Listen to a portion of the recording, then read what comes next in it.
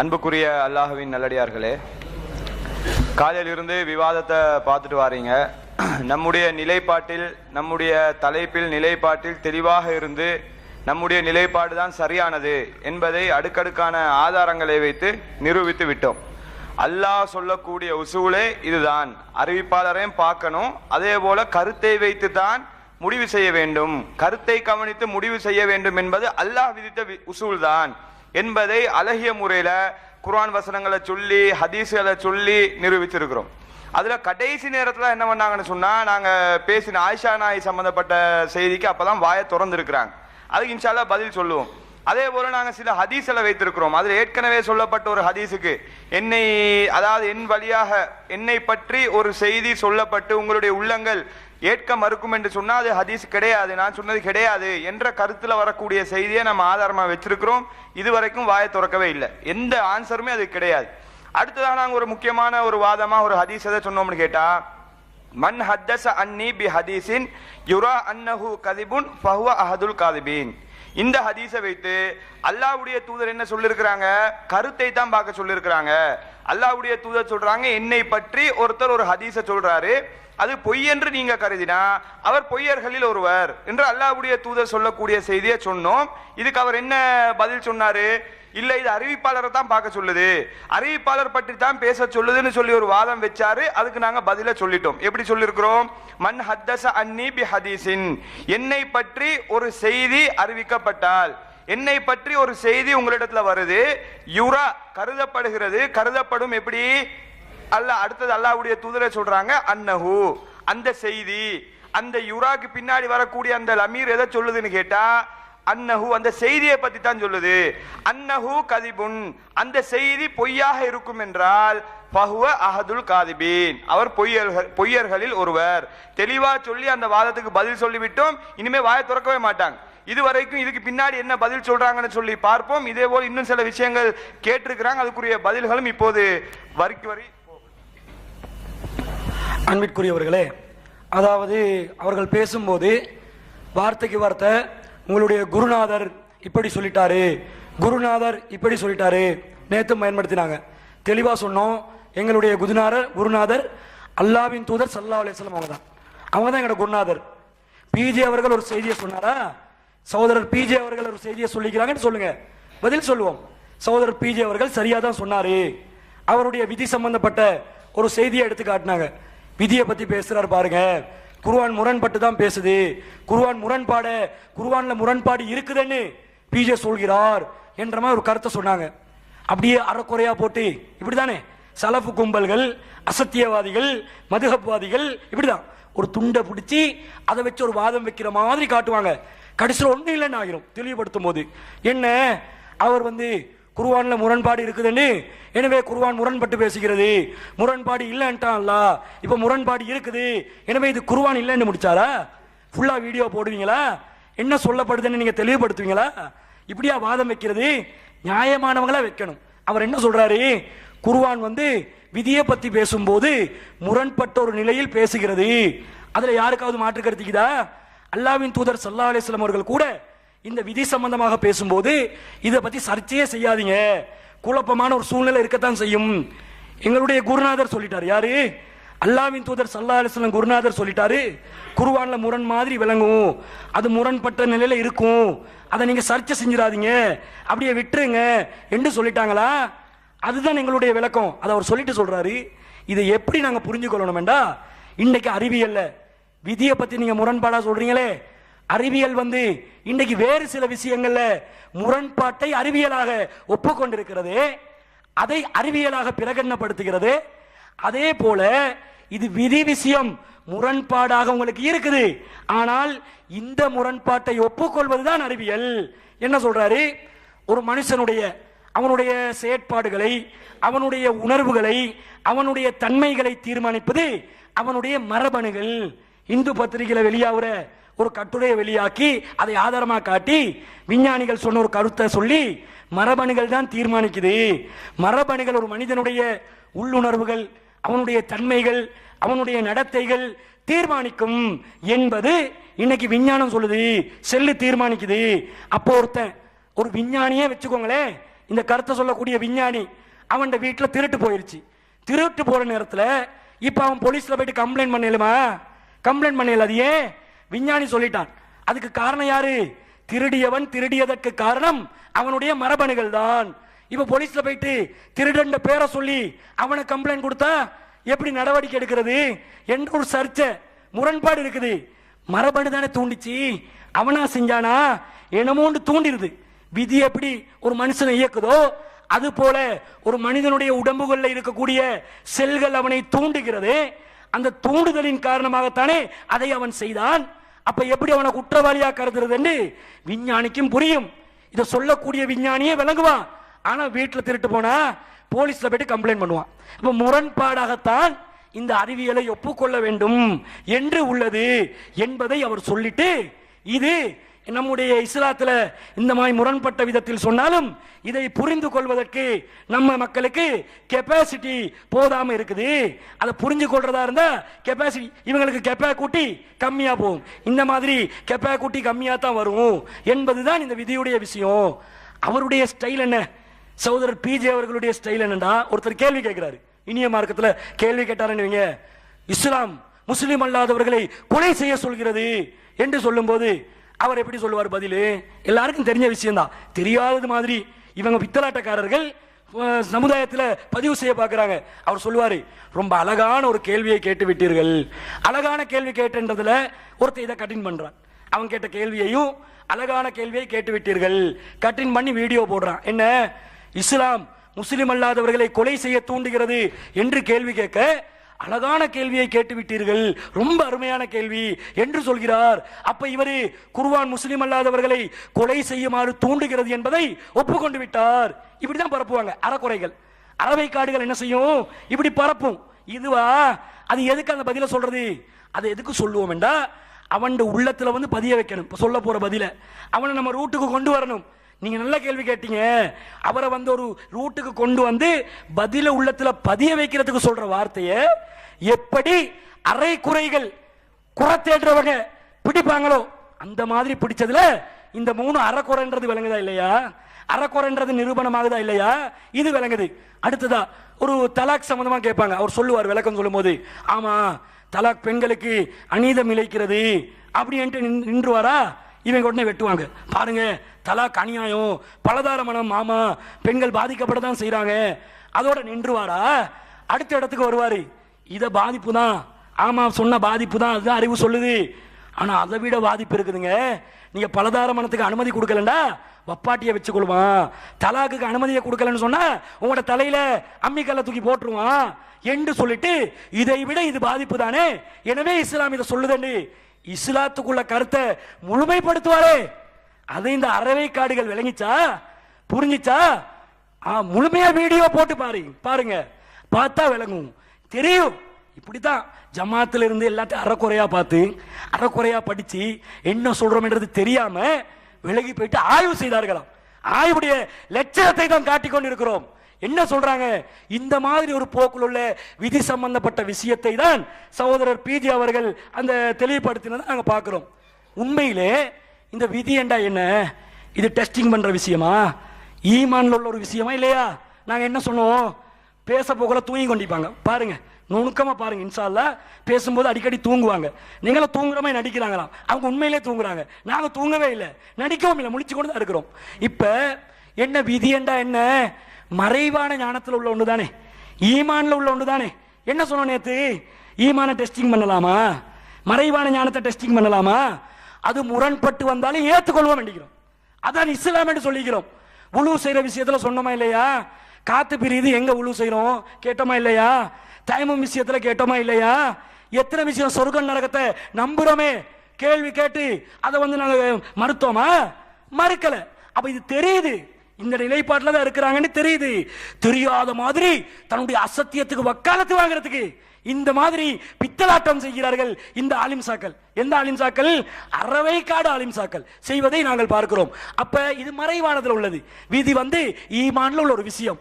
அது முரண்பட்டு அல்லாஹ் சொன்னாலும் ஏற்றுக்கொள்ளத்தான் செய்வோம். நாங்க மறுத்தோமா? அல்லாஹ் சொன்னதை ஏற்றுக்கொள்றதுல எங்களுக்கு எந்த தயக்கமும் இல்லை. சடவாதம் பேசுறாங்களாம். சடவாதமா இது? அல்லாஹ் சொன்னதை நம்புறது சடவாதமா? இப்ப சடவாதம் என்று சொல்லி அடமானமா வச்சுக்கிற அறிவு அடமானமா வச்சவங்க யாருன்னு விளங்குதா? குடிக்காரன் பேச்சு விடிஞ்சா போச்சு அப்படி சொல்லுவாங்க. இந்த 3 பேர்ட்ட பேச்சு பேசுற உடனே போச்சு, பேச பேச போச்சு. இந்த மாதிரி நிலைமை ஆகுது. எந்த அளவுல தான் பேசுறாங்க. நாங்க என்ன சொல்றோம்? அல்லாஹ் பத்தி அல்லாஹ் தஆலா திங்க் பண்ண சொல்றான். எப்படி சொல்றான்? மூமின்கள் அல்லது நல்லவர்கள் அல்லது மனிதர்கள் அல்லாஹ் பத்தி நினைப்பாங்க. எப்படி நினைப்பாங்க? அல்லதீன யஸ்குரூனல்லாஹ் கியாமன் வ கஊதன் வ அலா ஜுனூபிஹிம். அவங்க அல்லாஹ் சாய்ந்த நிலையில், அமர்ந்த நிலையில், படுத்த நிலையில் அவர்கள் நினைப்பார்கள்.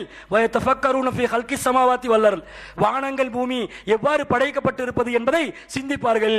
மூமின்களுக்கு அல்லாஹ் சொல்லிட்டார். மூமின்கள் சிந்திக்கிறாங்க, அல்லாஹ்வோட வல்லமையை உணர்றாங்க. இதே மாதிரி அல்லாஹ் காபிருக்கு கேட்கிறான், அஃபரஅய்தும்மா தஸ்ரஊன். நீங்க விளை நிலமாக எதை வைக்கிறீங்களோ அதை சிந்திச்சிக்கிறீங்களா? பயிரிடுவதை சிந்திச்சிருக்கிறீங்களா? ஆந்தும் அஸ்ராவுனவு அம்னவுனு ஜாரிஊன். நீங்க தான் அதை விளைவிக்கிறீங்களா அல்லது நாங்க விளைவிக்கிறோமா? அல்லாஹ் கேட்பான். இந்த மாதிரி சிந்தனையை தூண்டி இதை வச்சு நான் இருக்கிறேன் என்பதை சிந்தி என்று அல்லாஹ் சொல்லுவான். இதை சிந்திக்கிற ஒருத்தர் சிந்திக்கும் போது இது எல்லாத்தையும் சிந்திச்சே இன்றைக்கு சிலவங்க மறுக்கிறாங்க. சடவாதிகள் என்ன செய்வாங்க? பொருளை பார்த்து பார்த்து சிந்திச்சே அல்லாஹ் இல்லைன்னுவாங்க. இப்ப இவங்களோட வாதப்படி அல்லாஹ் என்ன செஞ்சிட்டானாம்? அல்லாவே அல்லாஹ் பத்தி நினைக்க சொல்லி அல்லாஹ்வை மறுக்க சொல்லிட்டானாம். அப்படித்தானே சொல்றீங்க? இப்ப என்ன சொல்றோம் நாங்க? ஏன்னா முரண்பாடு, நீங்க இப்படி ஒரு விதி ஒன்று அனைவரும் ஒப்புக்கொள்ளாத ஒரு விதியை போட்டா ஆளாளுக்கு இஷ்டத்துக்கு மறுத்துருவாங்களே. ஆளாளுக்கு இஷ்டத்துக்கு மறுத்தா ஹதீஸுக்கு என்ன ஆகிறது என்று கேட்கிறாங்க. இப்ப நாங்க என்ன கேட்கிறோம்? அல்லாஹ் சொல்றானே அல்லாஹ் பத்தி நினைக்க சொல்லி, அல்லாஹ் இருக்கிறது உறுதிப்படுத்த சொல்லி, இப்ப ஆளாளுக்கு நினைச்சு அல்லாஹ் இல்லைண்டு இது போன்ற சடவாதிகள் மறுத்தால் அப்போ அல்லாஹ் தன்னை மறுப்பதற்கு அல்லாஹ் அளவுகோல் போட்டான் என்று சொல்ல வர்றீங்களா? இதுக்கு பதில் சொல்லி ஆகணும். அடுத்தது சாலிம்ட விஷயத்துல விதியோட முரண்படுறதுக்கு என்ன இது? சாலிம்ட விஷயம் விதி முரண்பட்டது ஏத்துக்கொண்ட மாதிரி இதை முரண்பாடாக ஏத்துக்கோங்கன்னு சொல்ல வராங்க. உம்மு ஹராம முரண்பாடோட ஏத்துக்கோங்கன்னு சொல்ல வராங்க. இதுக்கு தான் நேத்து விளக்கம் சொல்ல வந்தாங்களா? நேத்து முழுக்க விளக்கம் சொன்னாங்களா? இன்னைக்கு சொல்றாங்க இது விதி, இந்த விதியில முரண்பாடு, இந்த மாதிரி சாலிம முரண்பாடோட ஏத்துக்கோங்க. என்னங்க முரண்பாடோட ஏத்துக்கொள்றதுக்கு? சாலிம் சகுலாட மார்பகத்துல வாய் வைத்து பால் கொடுத்தாருன்றத ஒரு முரண்பாட்டுல கலக்கமாய்க்குதா, மயக்கமாய்க்குதா? பால் குடியண்டா ஒரு பெண்ணுடைய மார்பகத்தை உறிஞ்சி குடிப்பதுன்றதுக்கு அதே சாதாரண காட்டணுமே. இது மயக்கமா உங்களுக்கு? இது குழப்பமா உங்களுக்கு? அப்ப முரண்பாடை ஏத்துக்கொள்ள சொல்ற மாதிரி இது முரண்பாடா நின்று விளக்கம் கொடுக்காம போச்சா உங்களுக்கு? தெளிவான ஆபாசம், தெளிவான அசிங்கம். உம்மு ஹராமுக்கு மகரம் என்பதற்கு எந்த ஆதாரத்தை வைக்கல. அப்ப அந்நிய பெண்ட வீட்டுக்கு நபிகள் நாயகம் சென்றார்களா? அவங்க பேன் பார்த்தாங்களா, தொட்டாங்களா? இது ஆபாசம் இல்லையா? இதுதான் விதியோட ஒப்பிடுறீங்களான்னு கேட்கிறோம்.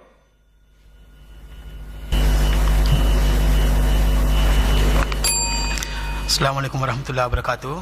இனி இன்ஷா அல்லாஹ் அவங்களோட வாதங்கள் சிலது வச்சதா சொல்லிக்கொண்டு இருக்கிறாங்க. அதுகளுக்கான பதில்களை சலசலன்னு கொடுத்து இன்ஷா அல்லாஹ் இனி ஆதாரங்கள் எடுக்க வேண்டிய வேலை இருக்குது. முதல் விஷயம், இப்போ ஒரு வாதம் வச்சாரு, அந்த விதியை பற்றி ஒரு அழகான விளக்கம் சொன்னார். என்னண்டா விதியை பற்றி சகோதரர் பிஜே இப்படி விளக்கினாரு, அப்படி விளக்கினாரு. நான் இப்போ விளக்கத்தையா கேட்டோம்? நான் என்ன கேள்வி கேட்டோம்? கேள்வியை கேட்டு பதில் சொல்லுவோம். அந்த கவனிச்சு எதிர்வாதம் வைக்கணும். என்ன சொன்னது? உங்க வாதம் என்ன? வஹியில் முரண்பாடு இருக்காது. வஹி என்றா அது தனக்குத்தானே ஒண்ணுக்கொண்டு முரண்படாது. ஒண்ணுக்கொண்டு முரண்பட்டாது வஹி இல்ல. இதுதான் உங்களோட உசூல். உங்களோட உசூலை பத்தி பேசி நிற்கிறோம். பிஜே விளக்கம் கொடுத்தது யாருக்கு வேணும்? உசூலை பத்தி பேசி, இந்த உசூலுக்கு தான் அதை காட்டினோம். இப்படி சொல்லக்கூடிய பிஜே தண்டவாயால இது முரண் தான் என்று சொன்னாரா இல்லையா? அதோட டவுட்டே கிடையாது. சொன்னாரா இல்லையா? நாங்க ஆரம்பத்திலிருந்து வாதிடுறோம், நேத்திலிருந்து வாதிடுறோம், வஹியில் முரண்பாடு இல்லை. முரண்பாடு போல் சிலது தோன்றினாலும் அது கூட முரண் இல்லை. அதை முரண் இல்லாமல் புரியலாம். இதான் எங்களோட நிலைப்பாடு. இப்ப இவங்க சொல்றாங்க வஹியில் முரண்பாடு வராது, எவனுக்கும் கற்பிக்க முடியாது, கற்பித்தால் அது வஹி பொய் என்று சொல்லிட்டு இந்த பக்கத்தால முரண் தான். இதை மட்டும் நாங்க புரியுற மாதிரி புரியணுமா? அதாவது நல்லா கவனிங்க, நாங்க ஆரம்பம் முதல் முடிவு வரை குர்ஆன் ஹதீஸ் ரெண்டுக்குமே ஒரே நிலைப்பாட்டில் இருக்கிறோம். நல்லா விளங்குங்க. அது ஹதீஸ்லயா இருக்கலாம், குர்ஆன்லயா இருக்கலாம். எங்களுக்கு முரணாக சில விஷயங்கள் முரண் போல் தோன்றினால் அது முரண்பாடு அல்ல. அதை இணைச்சு புரியலாம். சிலது நமது புரிதலுக்கு அப்பாற்பட்டதாக இருக்கும். அது விஷயத்தில் செவியுற்றோம், கட்டுப்பட்டோம். சமீனா வாத்தானா. இதுதான் எங்களோட விஷயம். இதைத்தான் நாங்கள் குர்ஆனுக்கும் பொறுத்துறோம், இதைத்தான் ஹதீஸுக்கும் பொறுத்துறோம். இதுதான் சரியான நிலைப்பாடு. வஹிக்கு இதுதான் எடுக்க வேண்டிய நிலைப்பாடு. இதைத்தான் நான் ஆரம்பத்தில் சொன்ன ஒரு நிலைப்பாடு நாங்கள் இருக்கிறோம். இவங்க என்ன சொல்றாங்க, ஹதீஸ் விஷயத்தில் முரண்பாடு கட்டிக்கணுமாம், அதில் ஆய்வு செய்யணுமாம், எல்லா பக்கத்திலையும் பார்த்துட்டு அங்கே முட்டி மோதி விட்டு ஒன்றை கழிச்சு கட்டணுமா. ஏன் காரணம் என்ன? வஹியில் முரண்பாடு வராது. முரண் இருந்தால் அது வஹி இல்லை. அப்போ அந்த இலவத்தானே குர்ஆனுக்கும் பொறுத்தோம்னு சொல்கிறோம். அப்போ அங்கே மட்டுமே உங்களால் பொறுத்தையெல்லாம் போகுது. இந்த டபுள் ஸ்டாண்டர்ட் தானே ஏன்னு கேட்குற இந்த நடிப்பு. ஏன் இந்த நடிப்புக்குள்ளதான் மர்மம் ஒளிஞ்சிருக்குது, இதுல தான் வழிகேடு இருக்குது. குர்ஆனை மட்டும் ஒரு அளவு கோலை ஏன் பார்க்குறீங்க, ஹதீஸை மட்டும் வேற அளவு கோலை ஏன் பார்க்குறீங்கன்னு திருப்பி திருப்பி கேட்டோம் இல்லையா? ஏன் விளங்கியும் விளங்காத மாதிரி நடிக்கிறீங்க? பிஜே விளக்கம் கொடுத்தாரோ எங்களுக்கு தெரியாது. பிஜே விளக்கத்தை நீங்க வச்சுக்கொள்ளுங்க, யாருக்கு வேணும்? அதான் இப்போ இங்கே தேவை. பிஜே விளக்கம் இல்லை பிரச்சனை. அது ஏற்கனவே அல்லாஹ்வுடைய ரசூலே பதில் சொல்ல இயலாதுன்னு சொல்லி அவரே சொல்லி ஒத்துக்கொண்ட விஷயம். இவர் இப்போ சொல்றாரு வந்து பிஜே அதுக்கு வந்து விளக்கம் கொடுத்தாராம். அப்போ ரசூலுக்கு தெரியாத பதில் பிஜேக்கு தெரிஞ்சிருக்குது விதிக்கு. நாங்க என்ன சொல்றோம், அதை புரியலாம், அது என்னென்று விளக்குற சக்தி எங்களுக்கு இல்லை. எனக்கு லாஜிக் அதுக்கு போதாது. அனைவர் சொன்னாரு பிஜே விளக்கம் கொடுத்தாரா, ரசூலுக்கு இல்லாத சாதிச்சுக்கிறாரு. மாஷா அல்லாஹ். சரியா? அது ஒரு விஷயம். அப்போ இப்போ கேட்டார் வந்து எனது பதில் இல்லைன்னு சொன்னா நாங்கள் அழகா புரியணுமா இல்லையா விதியை வந்து இது மறைவான விஷயம், மறைவான விஷயத்தை நாங்கள் டெஸ்ட் பண்ணி பார்த்து இது பண்ண நாங்கள் சொன்னோமான்னு சொல்லி. நான் இப்போ உங்களை பத்தியா பேசுறேன்.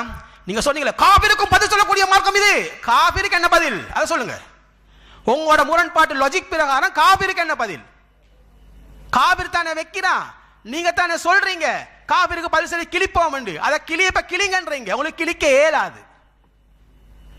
உங்களோட முரண்பாட்டு லாஜிக் உசூல் அவுட் ஆகிற இடம் இது. எத்தான் சொல்றோம். அப்ப அதுக்கான பதில் அது பித்தலாட்டம் பண்ணுவான, வாதத்தை சரியா கவனிச்சு பதில் சொல்லுங்க. ரெண்டாவது விஷயம், அடுத்தது ஒரு ஆதாரம் வச்சிருந்தாங்க வந்து அல்லாதவரிடமிருந்து வந்திருந்தால் இதில் ஏகப்பட்ட முரண்பாடுகளை கண்டிருப்பார்கள் ஆரம்பத்தில் வச்சாங்க. அப்போ அதுக்கான தெளிவான பதில் கொடுக்கப்பட்டாச்சு. முரண்பாடு கற்பித்தல் என்பதும் முரண்பாடு யதார்த்தத்தில் இருத்தல் என்றதும் வெவ்வேறான விஷயங்கள். அது அழகா விலக்கி காட்டி இருக்கிறோம். இதை இன்னும் புரியறதுக்கு இன்னொரு சொல்றோம், உள்ளத்துல நோயோட வகையை பார்க்கிறவனுக்கு தான் முரண்பாடு தெரியும். அவன் தான் முரண்பாடு கற்பிப்பா மறுப்பான். காஃபிர் அதனால தான் குர்ஆனை மறுத்தான். இன்னைக்கு இஸ்லாத்துல பேர்ல இருந்து கொண்டு அவங்க முஸ்லீம்களா தான் இருக்கிறாங்க இது வரைக்கும். ஆனா இந்த வகை இதே ரூட்ல போனீங்கன்னு சொன்னா அல்லாஹ் பாதுகாக்கணும், நீ குஃப்ர்ல போய் விழுந்துருவீங்க. அல்லாஹ் பாதுகாக்கணும் உங்களை இவங்களை ரெண்டு பேரு. இந்த ரூட் அதுதான். சிந்திங்க. இப்ப இதில் சிரிக்கிறதுக்கு என்ன நினைக்கிறேன்னா விலங்கல்ல. உண்மையில நீங்க உண்மையிலேயே மனசாட்சி தொட்டு சொல்லுங்க, யோசிங்க. நீங்க இங்க வந்து நீங்க இந்த விஷய விவாதத்தை கவனிக்க வந்தீங்களா திசை திருப்ப வந்தீங்களா? உங்களோட மனசாட்சி தொட்டு கேட்டுக்கொள்ளுங்க. அவ்வளோ அதுக்கான பதில். வேற சொல்றதுக்கு ஒன்றும் இல்லை. அது கொஞ்சமாவது நியாய உணர்வு இருந்தால் நீங்க இப்படி செய்ய மாட்டீங்க. சரியா? ஜோக்கொண்டு சொன்னா சிரிக்கிறது வேற கணக்கு. இப்போ ஜோக்கா பேசி நிற்கிறீங்க. சரியா? ஓகே. அப்போ அடுத்த முரண்பாடு காட்டுவதை விளங்கப்படுத்தி காட்டினோம். அப்போ அதை விளங்கப்படுத்தி காட்டி அது இன்னும் புரியறதுக்கு இன்னொரு ஆதாரத்தை சொல்றோம். அலிஃப் லாம் மீம் தாலிகல் கிதாபு லா ரைப ஃபீ ஹுதல் லில் முத்தகீன் அல்லதீன யுமினூன பில் கைப். மூமின் பண்பு என்ன?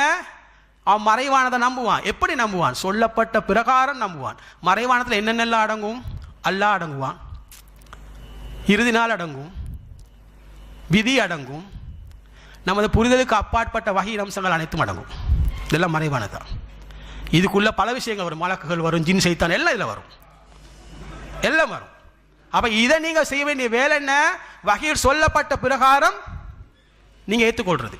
சரியா? இது விளக்கம் பதில் கொடுத்தாச்சு. சொல்லலன்னு இருந்தாங்க. அடுத்து ஆயிஷா ரலியல்லாஹு சம்பந்தமான வாதத்தை வச்சிருந்தாங்க. அழகா நிரூபிச்சு காட்டினோம் இது சனதை குறிக்குதுன்றத. அதுக்கு எதிர்வாதம் வைக்க வழி இல்லாம சொன்னோம், பதில் இல்லை. அப்படி ஒரு புஷ்வானமா பேத்துட்டு ஏவுகான புஷ்வானம் ஆயிட்டுது. அடுத்தது இன்னொரு வாதம் வச்சாங்க வந்து அவங்க வந்து சொற்கள் எல்லாத்தையும் கேட்பாங்க, கேட்டுட்டு அழகியதை பின்பற்றுவாங்க. குர்ஆன் வசனம் சொல்லி அழகிய சொற்களை கேட்கறனா எல்லாம் மத்தனை ஆய்வு செய்யத்தானே வேணும்னு சொல்லி இங்க அழகிய சொல்லன்னு சொல்லி அல்லாஹ் தஆலா எதை சொல்றான்? அழகிய சொல்ல பின்பற்றோம். நாங்கள் தான் சொல்றோம். அழகிய சொல்ல என்னன்னு அல்லாவே சொல்லிட்டான். அல்லாஹு நஸ்ஸல அஹ்ஸனல் ஹதீஸ். அஹ்ஸனல் ஹதீஸ்னு சொன்னால் அழகிய சொல்லதுன்னு கேட்டால் அல்லாஹ்வுடைய வேதம். அப்ப அந்த அல்லாஹ்வுடைய வேதத்தை பின்பற்றதான் இது சொல்லுது. அல்லாஹ்வுடைய வேதத்தில் என்ன நடக்குது? குர்ஆன் இருக்குது, ஹதீஸ் இருக்குது. இது ரெண்டும் அழகிய சொற்கள்.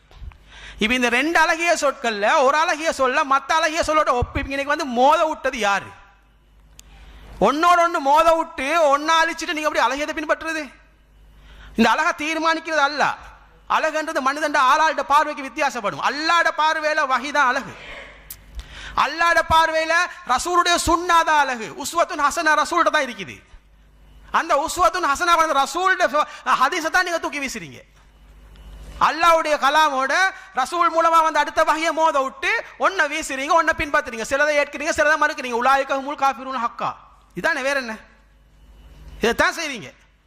அடுத்தது யௌமத்து கல்லபு உஜுஹும் ஃபின்னார், அந்த ஹதீஸ் இருக்குது. மறுமை நாள் சில முகங்கள் புரட்டப்படும். குர்ஆன் வசனம். மறுமை நாள் சில முகங்கள் புரட்டப்படும்.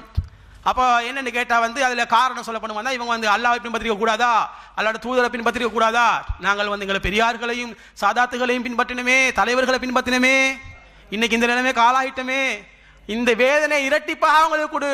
எங்களுக்கு யார் தலைவர் இருக்கு, உங்களுக்கு இருக்கா தலைவர்? இப்போ இது உங்களுக்கு தான் பொருந்தும், எங்களுக்கு பொருந்தாது. ரைட்? அப்போ வந்து முதலாவது பதில் அது. அப்போ இது பொருத்தம் உங்களுக்கு, எங்களுக்கு இல்லை. அப்படின்னு அடுத்தது ரெண்டாவது விஷயம், இந்த வசனத்தை ஏன் வந்து இதில் வச்சாங்கன்றதுக்கு விலங்கல்ல. சனதை கழிச்சிட்டு மத்தனை பார்க்கணுன்றதுக்கு இதில் என்ன இருக்குது? ஒன்றுமே கிடையாது. இப்போ இந்த ஆதாரமும் அவுட்டு. அடுத்தது வந்து நல்லவங்களும் தவறு செய்வாங்க என்று சொல்லி சஹாபா இந்த ஹதீஸ்ட நம்பகத்தன்மையை தட்டி கழிக்கிறதுக்கு ஒரு அந்த வளமையாக சொல்கிற நொண்டி கதை சொன்னாங்க. நல்லவர்களும் தவறு செய்வாங்க, நல்லவங்க தவறு செய்வாங்க. அதை போட்டு காட்டுறோம், அதை போடுங்க. Video number 21. என்னதான் ஒருத்தர் நல்லவர் என்று ஒருத்தரை முடிவு செய்தாலும் அதுல வந்து பிழை வர வாய்ப்பு இருக்குது. அல்லாஹ் சொன்னாது வேறமற்று மனுஷ ஒருத்தரை பார்த்து சிக்கத்து, இமாம் ஒருத்தரை பார்த்து சிக்கத்து, நல்லவர் அவுசக்குன்னு சொன்னால் பிழையே வராதுன்னு சொல்லி அர்த்தமா? அல்லாஹ் ஒருத்தரை பார்த்து நல்லவர் என்று சொன்னாலே, அல்லாஹ் ஒருத்தரை பார்த்து பொருந்தி கொண்டு சொன்னாலே அர்த்தம் என்ன? அவருக்கு சொர்க்கம் இருக்குன்னு அர்த்தமே தவிர அவருக்கு மறதியே வராது, எந்த பிழையுமே வராது, தவறே வராதுன்னு சொல்லி அர்த்தமா? மனுஷன் சொன்னா கண்டிப்பா தவறு வரத்தான் செய்யும். நம்முடைய சரி, இப்ப என்ன சொல்லிட்டாரு? மனுஷன் சொன்னா கண்டிப்பா தவறு வரும், அல்லாட்ட மட்டும் தான் தவறு வராது. அதனால குர்ஆனை நாங்க வந்து 100% பிடிச்சிருக்கிறோம். ஹதீஸை வந்து இதோட ஒப்பிட்டு பார்த்தா எடுக்கிறோம். அல்லாட வார்த்தையோட இது வந்து மனிதர் வார்த்தை மாதிரி கற்பிக்கிறாங்க. மனிதர் சொன்ன வார்த்தை மாதிரி வந்து மனிதர் மூலம் வந்தது தானே. அப்ப அதனால இதை ஒப்பிட்டு பார்த்தா எடுக்கணும்னு சொல்லி இது சொல்றதுல ஒரு நியாயம் இருக்கும். குர்ஆனுங்களுக்கு மலக்கு மூலம் வந்திருந்தா, குர்ஆன் வந்தது அதே மனிதர் மூலமா தானே. நீங்க அல்லாஹ் நேரா பாத்தீங்களா? ஜிப்ரீல் அலைஹிஸ்ஸலாம் உங்களுக்கு நேரா வஹியை தந்தாரா, இல்ல ரசூலுல்லாஹ் நேரா கான்டாக்ட் பண்ணி வஹியை தந்தாங்களா? எந்த ரூட்ல இந்த குர்ஆன் உங்களுக்கு இன்னைக்கு வந்து சேர்ந்தது அதை சொல்லுங்க. எந்த ரூட்ல வந்தது? எந்த சஹாபாக்கள் கிரிமினல் என்று சொன்னீங்களோ, எந்த சஹாபாக்கள் அண்ணன் எப்ப காலியாவன் திண்ணை எப்ப காலியாவன் காத்திருந்தாங்கன்னு சொன்னீங்களோ, எந்த சஹாபாக்கள் வந்து தன் குடும்ப அங்கத்தோட தூக்கி தூக்கி தூக்கி தூக்கி பதவியில போட்டதாக சொன்னீங்களோ, என்னென்ன குற்றங்கள் சுமத்தினீங்களே சஹாபாக்களுக்கு, அந்த சஹாபாக்கள் வாயில தான் குர்ஆன் கூட இன்னைக்கு வந்து சேர்ந்திருக்குது. அந்த மனிதர் வாயில தான் வந்து சேர்ந்திருக்குது. இங்க மட்டும் உங்களுக்கு சஹாபா மலக்கானாங்க. ஏன் இந்த டபுள் ஸ்டாண்டர்ட்? ஏன் இந்த பித்தலாட்டம்? யாரையே மாத்துறதுக்கு? எந்த நாளும் இந்த படம் ஓடாது. இன்ஷா அல்லாஹ் இந்த படம் இது முடியும். அசத்தியம் எந்த நாளும் வாலாட்டாது. சத்தியம் ஒரு நாள் வெளியே வரும். இப்ப வருது இன்ஷா அல்லாஹ். அல்லாஹ் தஆலா நம்மளை படுத்துவான். அஸ்ஸலாமு அலைக்கும் வரஹ்மத்துல்லாஹ். பேரன்பார்ந்த சகோதரர்களே, அதாவது சனதைத்தான் அறிவிப்பாளர் வரிசையை வைத்துத்தான் இந்த மார்க்கம் நிலைநாட்டப்பட்டுள்ளது என்பதை நாங்கள் நிறுவிக்கொண்டு வருகிறோம்.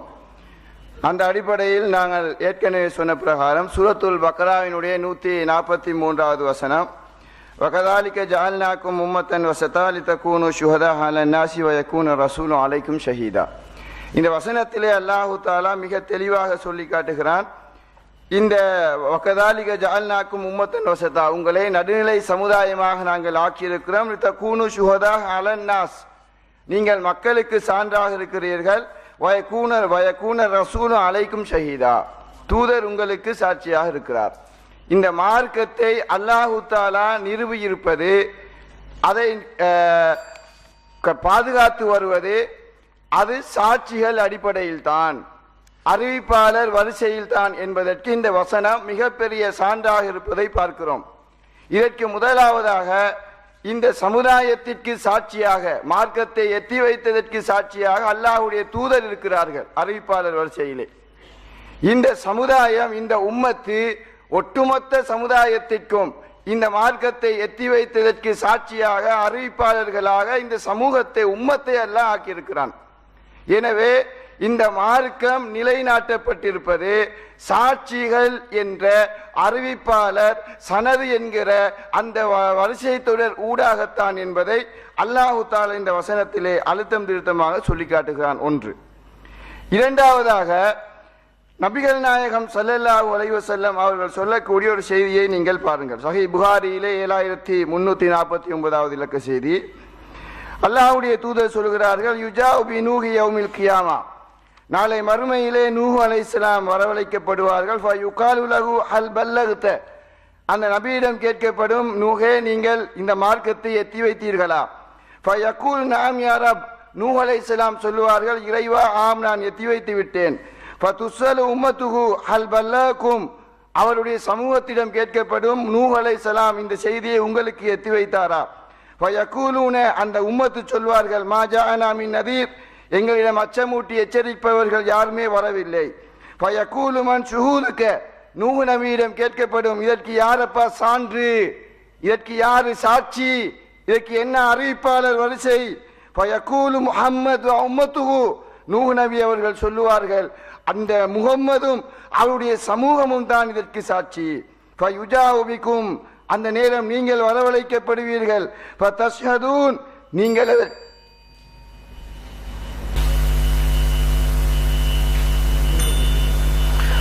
அன்புக்குரிய அல்லாஹ்வின் நல்லடியார்களே, இவங்களுக்குள்ள இப்போ ஒன்று கடக்க ஒன்று முரண்பட்டு பேசுறது, மாற்றி மாற்றி பேசுறது எல்லாம் இப்போ ஆரம்பமாக இருக்குது. ஏற்கனவே ஆரம்பித்து வச்சாங்க, கடைசி முடிகிறதுக்குள்ள 3 பேருமே 3 கருத்தை சொல்லுவாங்க போல தான் இருக்குது. என்ன முன்னாடி, அதாவது இன்டர்வலுக்கு முன்னாடி என்ன சொன்னார்னு கேட்டால், இந்த உசூலை பிஜே தான் புதுசாக சொன்னார், பிஜே தான் இந்த உசூலை கண்டுபிடிச்சாரு அப்படின்னு சொல்லி ஒரு ஆலிம்ஷா பதிவு பண்ணார். அதே ஒப்பந்தத்தில் என்ன போட்டிருக்குது, இந்த உசூல் இருக்குது, இது அல்லாஹ்வின் பார்வையால் ஏற்புடையதா இல்லையா? ஏற்கனவே உசூல் இருக்குதுன்னு ஒத்துக்கொண்டு தலைப்புக்கு வந்திருக்கிறாங்க. இங்க வந்து போற போக்கில் எப்படி போட்டு போறாங்கன்னு சொன்னா, இது பிஜே தான் புதுசா உருவாக்கினது, பிஜே உருவாக்கின உசூல். ஏன் உங்களுக்கு நீங்களே முரண்பட்டு பேசுறீங்க? ஏற்கனவே ஒருத்தர் வாதம் வச்சு நெருடல் ஆலிம்சா பதில் சொன்னாரு, இப்ப அவரே கேள்வி கேட்டு அவரே பதில் சொல்றாரு. கேள்வி உண்ணானே பதில் உண்ணானே சொல்லக்கூடிய நிலைமையில இப்ப வண்டி ஓடிக்கொண்டு இருக்குது. அடுத்து என்ன சொல்றான்னு கேட்டா, நாங்க சிலதை ஏற்று சிலதை மறுக்கிறோமா. பெரிய இவங்களுக்குள்ள ஒரு பெரிய பிரச்சனை ஒன்று இருக்கு. இந்த வாதத்தை பார்த்தா எனக்கு என்ன விளங்குதுன்னு கேட்டா, இவங்க வைக்கக்கூடிய கேள்விகள் எல்லாம் வாதங்களை பார்த்தா நமக்கு என்ன விளங்குதுன்னு சொன்னா, குர்ஆன்டா என்ன ஹதீஸ்டா என்னன்ற விளப்பம் கிடையாது. அதனாலதான் குழம்பி போய் நிக்கிறாங்க. அதனாலதான் நம்ம எவ்வளவுதான் மரமண்டைகளுக்கு சொன்னாலும் மண்டையில ஏறுது இல்ல, இவங்க மண்டையில ஏறாது. இன்ஷா அல்லாஹ் பொதுமக்கள் என்ன செய்வாங்க, பார்த்து கண்டிப்பா வருவாங்க. என்ன சொல்ல வராருன்னா, சிலதை ஏற்று சிலதை மறுக்கிறார்கள், அப்ப குர்ஆனை ஏற்று நீங்க ஹதீஸை மறுக்கிறீங்க என்ற மாதிரி சொல்ல வராரு. அதே போல ஏற்கனவே அந்த ஆரம்ப உரையில பேசின ஒரு வீடியோவை, நேற்று பேசின வீடியோவை எடுத்து போடுறாரு. இதுல என்ன சொன்னோம், அழகா சொல்லும் போது வாதத்தை வைக்கும் போதே சொன்னோம், குர்ஆன் என்பது பல கோடிக்கணக்கான மக்கள் வழியாக வந்தது, அதுல நம்பகத்தன்மையில எந்த சந்தேகமும் கிடையாது, 100க்கு 200% உறுதி. அழகா சொன்னோம். என்ன கேட்கிறாங்கன்னா, குர்ஆனை நீங்க ஒப்பிட்டு பாக்குறீங்கல்ல, குர்ஆனை சஹீஹ் லைஃப் பாக்குறீங்கல்ல, ஏன் ஹதீஸுக்கு மட்டும் போய் பாக்குறீங்க? அது வந்து முரண்பாடு தானே.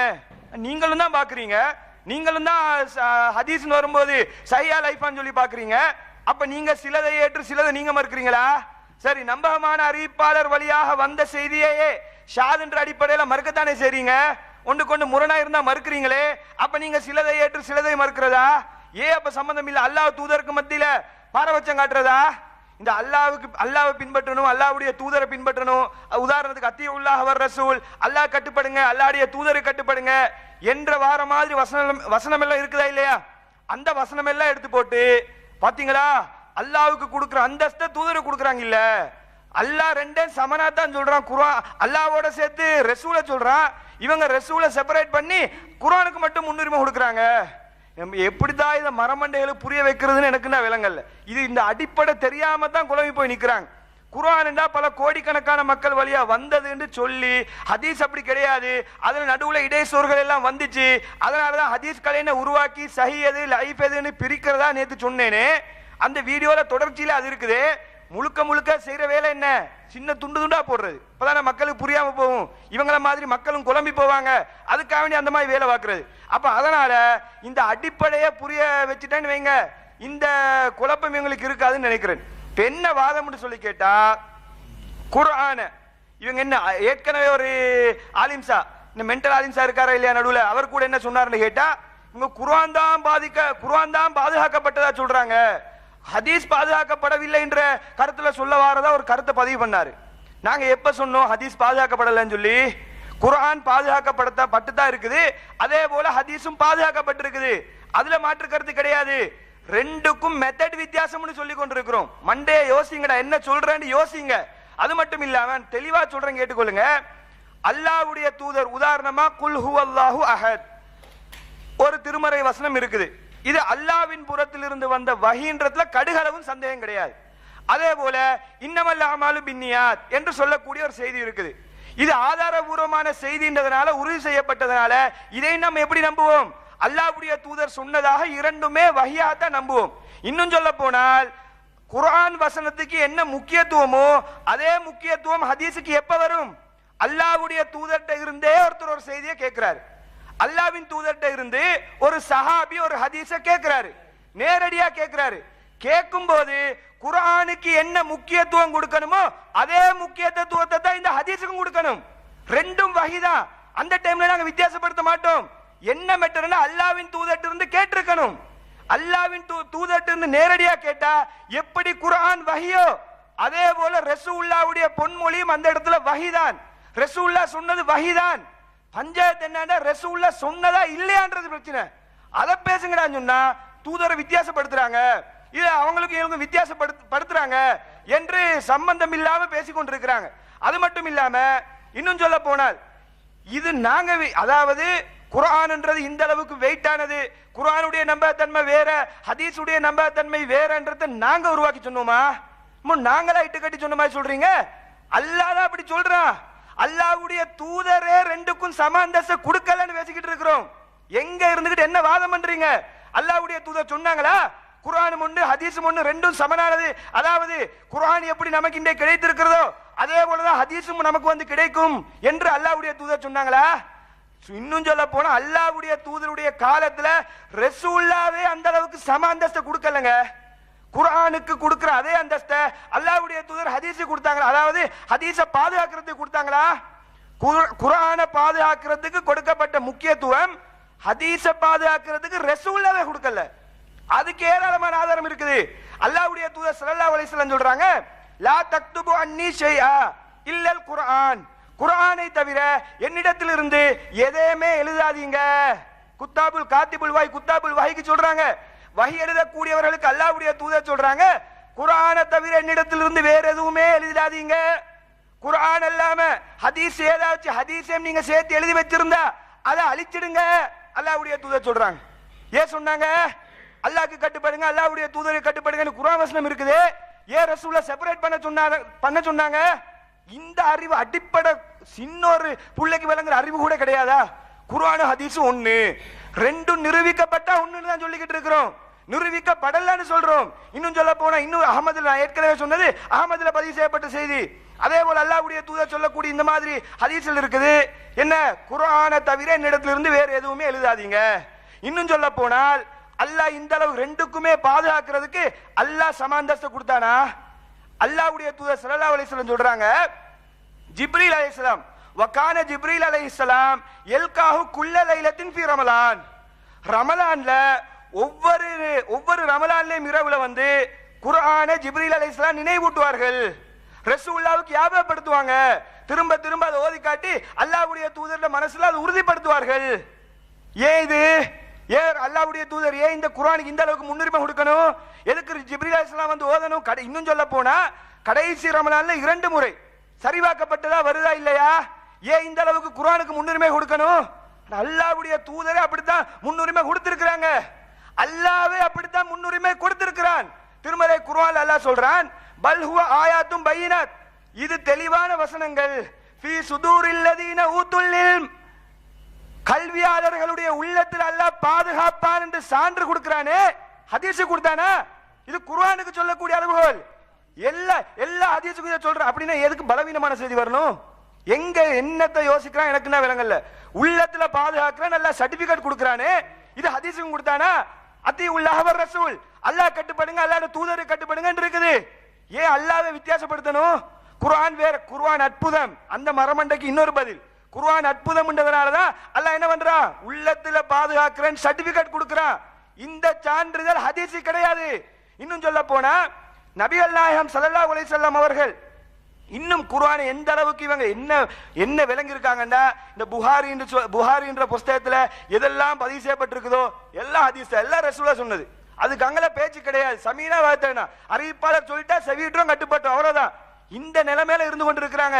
இன்னும் சொல்ல போனா குர்ஆன்ன்றது என்ன, அல்லாஹ்வுடைய நேரடி வார்த்தைகள், அல்லாஹ்வின் புறத்திலிருந்து வந்த நேரடியான வார்த்தை தான் குர்ஆன் என்பது.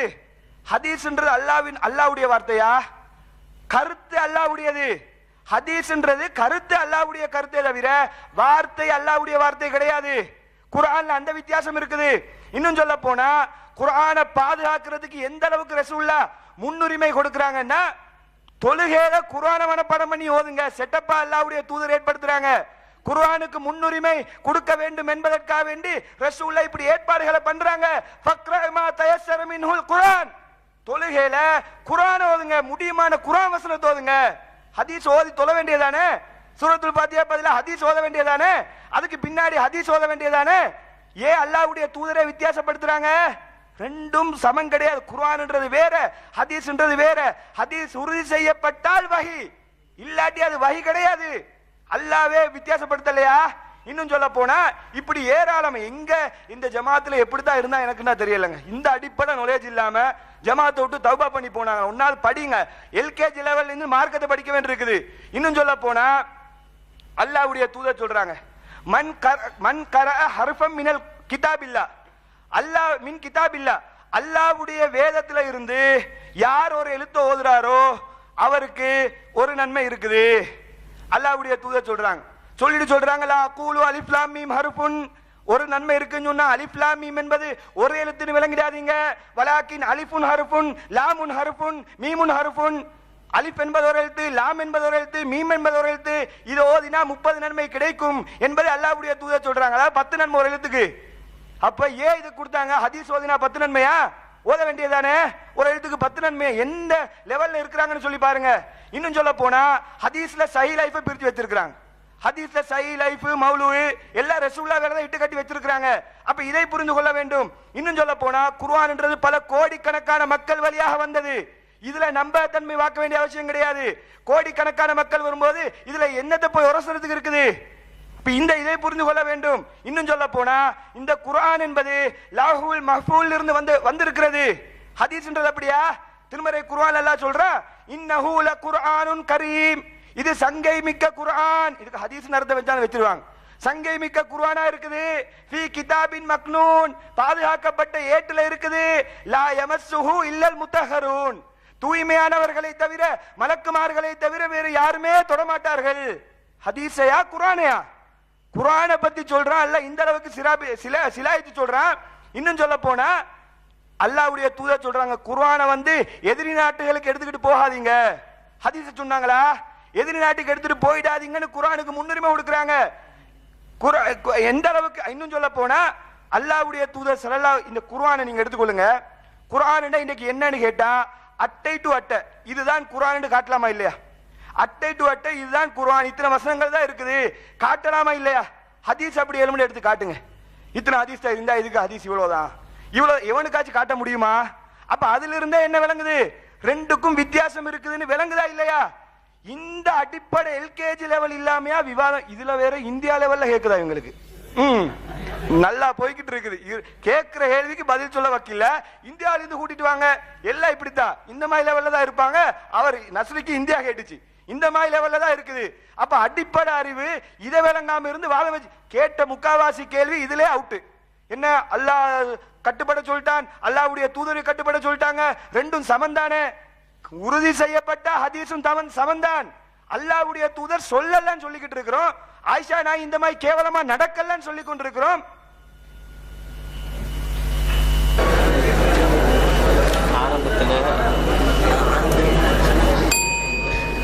அன்பார்ந்த சகோதரர்களே, நான் ஏற்கனவே சொன்னது போன்று அந்த நூஹ் நபியுடைய சம்பவத்திலே ஹதீஸிலே நூஹ் அலைஹிஸ்ஸலாம் அவர்கள் மார்க்கத்தை எத்தி வைக்கிறார்கள். அவர்களுடைய உம்மத்திடம் இதை கேட்டபோது அவர்கள் அதை மறுக்கிறார்கள். இதற்கு யாரப்பா சாட்சி, இதற்கு என்ன சனது என்பதை அல்லாஹு தாலா நூஹ் அலைஹிஸ்ஸலாம் அவரிடம் கேட்கிறான். நூஹ் அலைஹிஸ்ஸலாம் சொல்கிறார்கள், இந்த முகம்மதும் அவருடைய உம்மத்தும் தான் சாட்சி என்று சொல்லப்பட்டவுடன் இந்த உம்மத்தாகிய நாங்கள் அழைக்கப்படுவோம், அல்லாஹ் நம்மிடம் விசாரிப்பான். நாங்கள் நூஹ் அலைஹிஸ்ஸலாம் இந்த மார்க்கத்தை அவருடைய சமுதாயத்திற்கு எத்தி வைத்தார்கள் என்று நாங்கள் சாட்சி சொல்கிறோம், நாங்கள் அறிவிக்கிறோம் என்று நாளை மறுமையிலே நாங்கள் சொல்லுவோம் என்பதை அல்லாஹ்வுடைய தூதர் சொல்லிவிட்டு இந்த திருமறை வசனத்தை ஓதி காட்டுகிறார்கள். வகதாலிக ஜஅல்நாக்கும் உம்மத்தன் வஸதா என்ற வசனத்தை ஓதி காட்டுகிறார்கள். இதே போன்று இன்னொரு அறிவிப்பு வருவதை நீங்கள் பாருங்கள். அந்த அறிவிப்பிலே நாளை மறுமையிலே யஜீஉன் நபி யௌமல் கியாமா, நாளை மறுமையில ஒரு நபி வருவார், அவரோடு ஒருவர் இருப்பார். இன்னொரு நபி வருவார், அவரோடு இருவர் இருப்பார். இன்னொரு நபி வருவார், அவரோடு மூவர் இருப்பார்கள், அல்லது அதைவிட அதிகமாக இருப்பார்கள், அல்லது அதைவிட குறைவாக இருப்பார்கள். யுகாலு லகு ஹல் பல்லகுத கௌமக், உன்னுடைய சமுதாயத்திற்கு நீ அச்சமூட்டி எச்சரிக்கை செய்தாயா, இந்த மார்க்கத்தை எத்தி வைத்தாயா என்று கேட்கப்படும். அந்த நேரம் அந்த நபி சொல்வார், நான் எத்தி வைத்தேன். அந்த சமூகம் அழைக்கப்படும், இந்த நபிமார்கள் உங்களுக்கு இந்த மார்க்கத்தை சொன்னார்களா என்று கேட்கப்படும். அந்த சமூகம் சொல்லுவார்கள், இல்லை, இந்த நபிமார்கள் எங்களுக்கு இந்த மார்க்கத்தை சொல்லவில்லை என்பார்கள். அந்த நேரம் நபியிடம் அல்லாஹு தாலா கேட்பான், மன் ஷஹிதலக, இதற்குரிய சான்று எங்கே, இதற்குரிய ஆதாரம் எங்கே, இதை அறிவிக்க கூடியவர்கள் யார்? முஹம்மதுன் வ உம்மத்துஹு, இதற்குரிய சான்று முஹம்மதும் அவருடைய சமூகம் என்று அந்த நபிமார்கள் பதில் சொல்வார்கள். நாங்கள் அழைக்கப்படுவோம், விசாரிக்கப்படுவோம், நாங்கள் சாட்சி சொல்லுவோம். ஆம், இந்த நபிமார்கள் அனைவரும் அந்த மக்களுக்கு இந்த மார்க்கத்தை எத்தி வைத்தார்கள். அந்த நேரம் எங்களிடம் அல்லாஹ் தஆலா கேட்பான், வமா இல்முக்கும் பிதாலிக், இது குறித்த இந்த அறிவு உங்களுக்கு எப்படி வந்தது? இந்த நபிமார்கள் மார்க்கத்தை எத்தி வச்சார்கள் என்று உங்களுக்கு எப்படி தெரியும் என்று அல்லாஹ் எங்களிடம் கேட்பான். அந்த நேரம் நாங்கள் சொல்லுவோம், அக்பரனா நபியுனா பிதாலிக்க அன்ன ருசுலு கது பல்லகு, எங்களுடைய நபி எங்களுக்கு சொல்லி இருக்கிறார், இந்த இறை தூதர்கள் எல்லாம் இந்த மார்க்கத்தை எத்தி வைத்தார்கள் என்று இந்த முகம்மது எங்களுக்கு சொல்லி இருக்கிறார். அதை நாங்கள் உண்மைப்படுத்துகிறோம். இது மறுமையில் நடக்கக்கூடிய ஒரு செய்தி. அல்லாஹ்வுடைய தூதர் இந்த ரெண்டு செய்தியை அறிவிக்கிறார்கள். நாளை மறுமையில கூலி வழங்கக்கூடிய தினத்தில அல்லாஹு தஆலா நூஹ் நபி ஏனைய நபிமார்களை கொண்டு வந்த அல்லாஹ் எப்படி நிறுவுவான்? கண்ணால் காணாத ஒரு நபி பிரச்சாரம் செய்கிறார், அதை நாங்கள் காணவில்லை, அதற்கு சாட்சி இல்லை.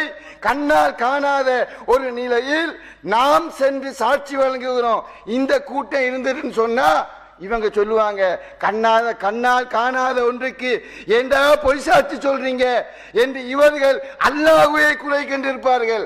அல்லாஹு தஆலா செய்கிறான், ஒரு சம்பவத்தை ஏற்படுத்தி அதற்கு சாட்சி இல்லாமலாக்கி அதை காணாத ஒரு சமுதாயத்தை கொண்டு வந்து எங்களை நிறுத்தி எங்களையே சாட்சியாக ஆக்கி அறிவிப்பாளர் வரிசையாக மாற்றி ஒரு சனதை உருவாக்கி நாளை மறுமையிலே நூஹ் நபியையும் ஏனைய நபிமார்களையும் அல்லாஹ் உண்மைப்படுத்துகிறான் என்றால், யா மாலிக் யௌமித்தீன், தீர்ப்பு நாளின் அதிபதி, நாளை மறுமையிலே விசாரணை மன்றத்திலே தீர்ப்பு வழங்கக்கூடிய ரப்புல் ஆலமீன் அந்த தீர்ப்பை எப்படி வழங்குவான்? எதை வைத்து வழங்குவான்? சனதை வைத்துத்தான், அறிவிப்பாளர் என்கிற நம்பகத்தன்மையை வைத்துத்தான், இந்த உம்மத்து கண்ணால் காணாத சாட்சியத்தை வைத்துத்தான். மார்க்கம் சாட்சி அடிப்படையில் தான் நிறுவப்பட்டுள்ளது என்பதற்கு நிறுவி இருக்கிறோம். எதிர் தரப்பு பதில் சொல்ல வேண்டும். அடுத்தபடியா சகோதரர்களே, உண்மையிலேயே இந்த விவாதத்தில் அவங்க என்ன பேசுகிறாங்கன்னு அவங்களுக்கே தெரியாது. ஏன்னா ஹதீஸ் என்ன சொல்லுதுன்ற அடிப்படை கூட தெரியாமல் பேசுகிறாங்க. குர்ஆன் இப்போ என்னென்னா இவங்களோட வாதத்தை நிறுவ வேண்டும் என்பதற்காக வேண்டி ஏதேதோ பேசி முயற்சி செய்கிறாங்க, ஏதாவது நம்ம தேறிடலாம் அப்படின்ட்டு. ஆனால் அது அப்படியே அவங்களுக்கு நேர் மாற்றமாகிது. என்ன சொல்கிறாருன்னு கேட்டால், குர்ஆனும் ஹதீஸும் ஒன்று இல்லை, ஒன்று மாதிரி பாதுகாக்கப்படல, ஒன்று இல்லை, அது ஒன்றே இல்லைன்ற அடுத்தது சொல்ல வாரணத்துக்கு என்ன சொல்கிறாருன்னா, குர்ஆனும் இதுக்கும் ஒரு அடிப்படை இல்லை. ரசூல்ல என்ன சொல்கிறாங்க தானே, இவங்களுக்கு மாற்றமாக பேசுகிறாரு.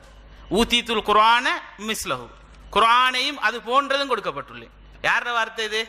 அல்லாஹ்வுடைய தூதர் முஹம்மது ஸல்லல்லாஹு அலைஹி வஸல்லம் அவர்களுடைய வார்த்தை என்ன தெரியுமா? குர்ஆனும் குர்ஆனை போன்றதும் நான் கொடுக்கப்பட்டுள்ளேன். குர்ஆனை போன்றது என்று அல்லாஹ்வுடைய தூதர் இங்கே சொல்வது ஹதீஸே வேற தேவையா? அப்ப நீங்க என்ன சொல்ல வாரீங்க? குர்ஆனும் ஹதீஸும் ஒன்று போல இல்ல.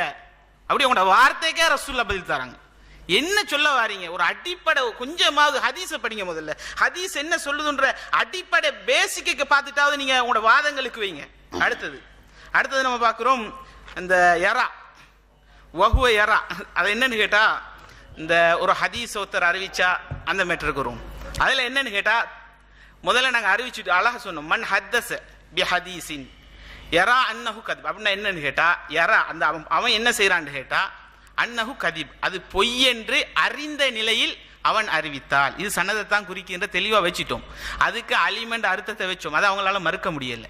சரி, ரெண்டாவது விஷயத்துக்கு இப்ப நான் வரோம். அதை விட இன்னொரு அதான் அலிமே ஒத்துக்கொண்டுட்டீங்க, சரியா? அது முதல் சப்ஜெக்ட். ரெண்டாவது விஷயம், இன்னும் அந்த யரா இதைத்தான் குறிக்கிறது என்பதற்கு இன்னும் தெளிவான ஆதாரம் உங்களுக்கு தருகிறோம். இன்னொரு அறிவிப்பிலே வருகிறது. அறிவிப்பு முதல்ல பாருங்க, எத்தனை அறிவிப்பு இதுக்கு வருதுன்னு பாருங்க. அதான் பிரச்சனை. உங்கள்கிட்ட உண்டை எடுக்கிறது, முடிவு எடுத்துட்டு அப்படியே போயிடுறது. ரசூலுல்லாஹி ஸல்லல்லாஹு அலைஹி வஸல்லம் சொல்கிறார்கள், மன் ஹத்தஸ ஹதீஸன், யார் ஒரு ஹதீஸை அறிவிக்கிறாரோ, வஹுவ, எப்படி வஹுவ, வஹுவன்ற வார்த்தை வருது, வஹுவ யரா, அவர் அறிந்த நிலையில், யார் அந்த அறிவிக்கிற மனுஷன் அறிந்த நிலையில், இன் அன்னஹு கதிபுன் அது பொய் என்று அதை அறிவிக்கின்ற அந்த மனிதர் அறிந்த நிலையில் அறிவித்தால், இது என்ன சொல்லுது? சனத சொல்லுதா இல்லையா? இதை விட உங்களுக்கு வேற விளக்கமா சொல்ல முடியாது. ரசூலுல்லாஹே சொல்லிட்டாங்க வஹுவ. அப்ப இவ்வளவு தெளிவா சொன்னதுக்கு பிறகு இப்ப இதுக்கு நீங்க எதிர்வாதத்தை வைங்க. அடுத்தது அதுல நம்ம வெச்சோம் ஹதீஸ்னா குர்ஆனுக்கு இதை நீங்க பொருத்தணும். அல்லாஹ் குர்ஆனுக்கு அஹ்ஸனல் ஹதீஸ் என்றான். எத்தனை இடத்துக்கு குர்ஆனுக்கு ஹதீஸ் என்ற வார்த்தை பயன்படுத்தப்பட்டிருக்குது. அதனால இதை நீங்க இந்த உசூலை நீங்க எடுத்தீங்கன்னா குர்ஆனுக்கும் பொருத்தி பார்க்கணும், குர்ஆன்லயும் ஷரீஃப்ல பார்க்க வேண்டும்னு சொன்னோம். அதுக்கு எந்த பதிலையுமே சொல்லல, அது தொட்டு கூட பார்க்கல. அடுத்தது ஒரு ஹதீஸை வைக்கிறாங்க, என்னடா உள்ளத்துக்கு வைதா சமயத்துமுல் ஹதீஸ மின்னி அன்னி, என்னிடமிருந்து ஒரு ஹதீஸை நீங்க செவியுட்டா அந்த உள்ளங்கள், அந்த ஹதீஸை கொண்டு வராங்க. இந்த ஹதீஸ்ல முதல் சப்ஜெக்ட் என்ன தெரியுமா? இந்த ஹதீஸை நீங்க வைக்க கூடாது. இந்த ஹதீஸை நீங்க வைக்க கூடாது. முதல்ல ஏன் நீங்க வைக்க கூடாதுன்னு சொல்றேன்னா, இது உங்களுக்கு முரண். இந்த ஹதீஸ் குர்ஆனுக்கு முரண், உங்களோட கொள்கை அடிப்படையில். எப்படி முரண் சொன்னா, இந்த ஹதீஸ்ல என்ன சொல்லப்படுது? இதுல சொல்லக்கூடிய செய்தி என்னன்னு கேட்டா, உள்ளங்களுக்கும் உணர்வுகளுக்கும் முரண்பட்டால், எதுக்கு? குர்ஆனுக்கு இல்ல, உள்ளங்களுக்கும் உணர்வுகளுக்கும் ஒரு செய்தி முரண்படும் என்று சொன்னால் நான் சொன்னது இல்லை. சரி, இப்ப வாங்க. அல்லாஹ் திருமறை குர்ஆன்ல கேட்கிறான், வமா கான லிமுஃமினின் வலா முஃமினத்தின் இதா கல்லல்லாஹு வ ரசூலுஹு அம்ரா, அல்லாஹ்வும் அல்லாஹ்வுடைய தூதரும் ஒரு விஷயத்தில் முடிவெடுத்தார்கள் என்று சொன்னால், மூமினான ஆண்களுக்கும் மூமினான பெண்களுக்கும் ஐயகூன லஹுமுல் ஹியரத்து மின் அம்ரிஹிம், அந்த ரசூலுல்லாஹ்வும் அல்லாஹ்வும் எடுத்த முடிவுல சுய விருப்பம் கொள்ள முடியாது. என்னது சொல்லுது? சுய விருப்பம். இங்க ஹதீஸ்ல என்ன வருது? என்னுடைய உள்ளம் ஏற்றுக்கொள்ளவில்லை என்றால், குர்ஆன் இல்ல, என்னுடைய உள்ளம் பாருங்க. அப்ப என்னுடைய முடிகள், எனக்கு என் உணர்ச்சி கட்டு இதுவேகள் எனக்கு ஏற்றுக்கொள்ளப்படவில்லை என்றால், அப்ப அல்லாஹ் என்ன கேட்கிறான்? நீ அல்லாஹ்வும் அல்லாஹ்வுடைய தூதரும் சொன்னதா வந்துட்டுதுன்னு சொன்னா, அதுக்கு பிறகு மூமினான ஆணுக்கும் மூமினான பெண்ணுக்கும் உள்ளமா ஒரு என்ன காரணம் சொல்லியும் அவருக்கு அதை நிரூபிக்க முடியாது. இதை தெளிவாக அல்லாஹ் சொல்றான். இந்த திருமறை குர்ஆனுடைய வசனத்துக்கு உங்களுடைய ஹதீஸ் முரண்படுதா இல்லையா? தெளிவா முரண்படுது. குர்ஆன் வசனம் சொல்லுது, தெளிவாக சொல்கிறது. அப்ப அடுத்து அதை பார்க்கணும். இரண்டாவது செய்தி, அடுத்தது இந்த ஹதீஸை வைக்கிறீங்க. சரி, இந்த ஹதீஸ்ல இன்னும் சரி, இந்த ஹதீஸை வச்சா அதுல உள்ள முதல் செய்தி குர்ஆனுக்கு நீங்க வைக்க கூடாது. ஏன்னா இது உங்களோட லாஜிக் அடிப்படையில் நீங்க சொல்றீங்களே குர்ஆனுக்கு முரண்படுது, அந்த முரண்பாட்டு அடிப்படையில் குர்ஆனுக்கு இது முரண் இந்த ஹதீஸ். ரெண்டாவது செய்தி என்ன தெரியுமா? இந்த ஹதீஸ்ல எங்க குர்ஆன் வசனம் வைக்குது? இதை எங்க கொண்டு வைக்கிறீங்க நீங்க? இப்ப தலைப்பு என்ன நாங்க வச்சுக்கிறோம்? குர்ஆனுக்கு ஹதீஸ் முரண்படுமா? அப்ப ரசூலுல்லாஹ் சொல்லிக்கணும், குர்ஆனுக்கு ஹதீஸ் முரண்படும் ஏதாவது ஒரு செய்தியை சொல்லிக்கணும். இங்க உள்ளத்துக்கு முரண்படும் என்ற செய்தியை கொண்டு குர்ஆனுக்கு முரண்படுமா என்ற தலைப்புல வைக்கிறீங்கன்னு சொன்னா, தலைப்புக்கு அந்த மொட்டை தலைக்கு முனங்காலுக்கு முடிச்சு போடுற மாதிரி செய்தியா இல்லையா? இது சம்பந்தமே இல்லையே. விவாதத்தில் என்ன வைக்கணுமோ அதுக்கு ஆதாரமே சம்பந்தம் இல்லாம ரிவர்ட் ஆகி வைக்கிறேன். அடுத்தது இந்த செய்தியை அப்படி எடுத்துக்கும். ஒரு வேளை இந்த செய்தியை எடுத்தா உள்ளத்துக்குன்னு வச்சு வந்தா, சரி உள்ளத்துக்குன்னு வைப்போமே, யார உள்ளத்துக்கு எடுக்கணும்? இதை ஏண்ட உள்ளத்துக்கா, உங்களோட உள்ளத்துக்கா, சகோதரர் பிஜேட உள்ளத்துக்கா, இல்ல உங்களோட ஜமாத்துடைய நிலைப்பாட்டு உள்ளத்துக்கா, உங்களோட ஜமாத்தில் உள்ள ஒவ்வொரு உறுப்பினருடைய உள்ளத்துக்குமா? ஒவ்வொரு உறுப்பினரும் உள்ளத்துக்கு எடுத்துக்கொண்டு நான் எடுத்துக்கொண்டேன், ஏண்ட உள்ளத்துக்கு சரி வரவில்லை, தூக்கி எறிகிறேன். எறிகிறது எதை? ஹதீஸ். தூக்கி எறிகிறேன், எறிறீங்க தானே? எதை எறிறீங்க? ஒருத்தர் சொல்லுவாரு இது ஹதீஸ், இன்னொருத்தர் சொல்லுவாரு ஹதீஸ் இல்ல. ஏன்னா ஒவ்வொருத்தரும் பாக்குறாங்க சரியா, தண்ட உள்ளத்துக்கு இட போட்டு பாக்குறாங்க. ஏண்ட உள்ளத்துக்கு இது ஏத்துக்கலாமிக்குது, ஒரு சொல்லுவா இல்ல இது ஏத்துக்கொள்ள ஏண்ட உள்ளத்துக்கு. அப்ப ஹதீஸோட விளையாடுறீங்களா இல்லையா? யார் இது அளவுகோல்? எங்க அளவுகோலை நீங்க தெளிவா சொல்லணும். யார்ட உள்ளத்துக்கு முரண்படுவது என்ற அந்த அளவுகோலை நீங்க சொல்லணும். அதே மாதிரி இந்த ஹதீஸை நீங்க எடுத்தா உங்களுக்கு இன்னும் நிறைய இதுல இந்த ஹதீஸ்ல நிறைய கேள்விகள் வருது. பலகீனமான ஒரு ஹதீஸ் வருது, பலகீனமான ஒரு செய்தி வருது, உள்ளத்துக்கு ஒத்து வருது. பலகீனமா ஒரு செய்தி வந்துட்டு உள்ளத்துக்கு ஒத்து வந்தா பலகீனமாக இருந்தாலும் என்னுடைய உள்ளத்துக்கு ஒத்து வருவதனால் இந்த ஹதீஸின் அடிப்படையில் ஏற்றுக்கொள்கிறேன். நீங்க உங்களுடைய நிலைப்பாடை மாற்றிக்கொள்ளணும். அப்ப எல்லாம் தெல்ல தெளிவாக இவ்வளவு விஷயங்கள் இருக்குது இந்த ஹதீஸ்ல. உங்களுக்கு எந்த செய்தியும் அடுத்தது ஒரு வாதம் இதுலயும் இந்த ஹதீஸ்ல வரக்கூடிய செய்தி வைதா சமிஅத்துமுல் ஹதீஸ. ஹதீஸ் என்ற வார்த்தை குர்ஆனுக்கு பயன்படுத்தப்பட்டுள்ளது. ஏராளமான ஆதாரங்கள் இருக்கிறது. அஹ்சனுல் ஹதீஸ் குர்ஆனுக்கு ஹதீஸ்னு சொல்லப்படும். ரசூலுல்லாஹ் சொல்றாங்க இன்ன அஸ்தகல் ஹதீஸ் கிதாபுல்லாஹ். அஸ்தகுல் ஹதீஸ் உண்மையான ஹதீஸ் தெரியுமா? கிதாபுல் அல்லாஹ்வுடைய வேதம். அப்ப நீங்க இது எங்க தெரியுமா கொண்டு போய் பொருத்தணும்? குர்ஆனுடைய வசனத்தோட பொருத்தி பார்க்கணும். குர்ஆனோட வசனத்தோட பொருத்தி பார்த்து இப்ப சொல்லுங்க, குர்ஆன்ட இந்த வசனம் இந்த வசனத்துக்கு முரணா? என்ற உள்ளத்தை குர்ஆன் ஏத்துக்குதா? என்ற உள்ளத்தை குர்ஆனுடைய வசனம் இல்லையே, இந்த வசனம் என்ன உள்ளம் வந்து ஏத்துக்கல, அதனால இது குர்ஆனுடைய வசனம் இல்லை அப்படின்னு இந்த ஹதீஸை பொருத்துவீங்களா? என்ன சொல்ல வரீங்க? இந்த ஹதீஸை நீங்க ஏற்றுக்கொள்வதன் மூலம் குர்ஆனை மறுக்கணும், உங்களோட விதியை மறுக்கணும். ஒண்ணும் சுத்தமா இந்த ஹதீஸ் உங்களுக்கு ஆதாரம் இல்லை. அது போக இது குர்ஆனுக்கு முரண்டு இந்த ஹதீஸ் பேசவே இல்லை. எல்லாத்த விட பெரிய காமெடி என்ன தெரியுமா? குர்ஆனுக்கு முரண்டாவது இந்த ஹதீஸ் பேசியிருந்தா பிரச்சனை இல்லை, குர்ஆனுக்கு முரண் இல்ல உள்ளத்துக்கு. அப்ப இது ஹதீஸ், இது எங்கட நிலைப்பாடு, இது ஹதீஸே இல்ல சரியா?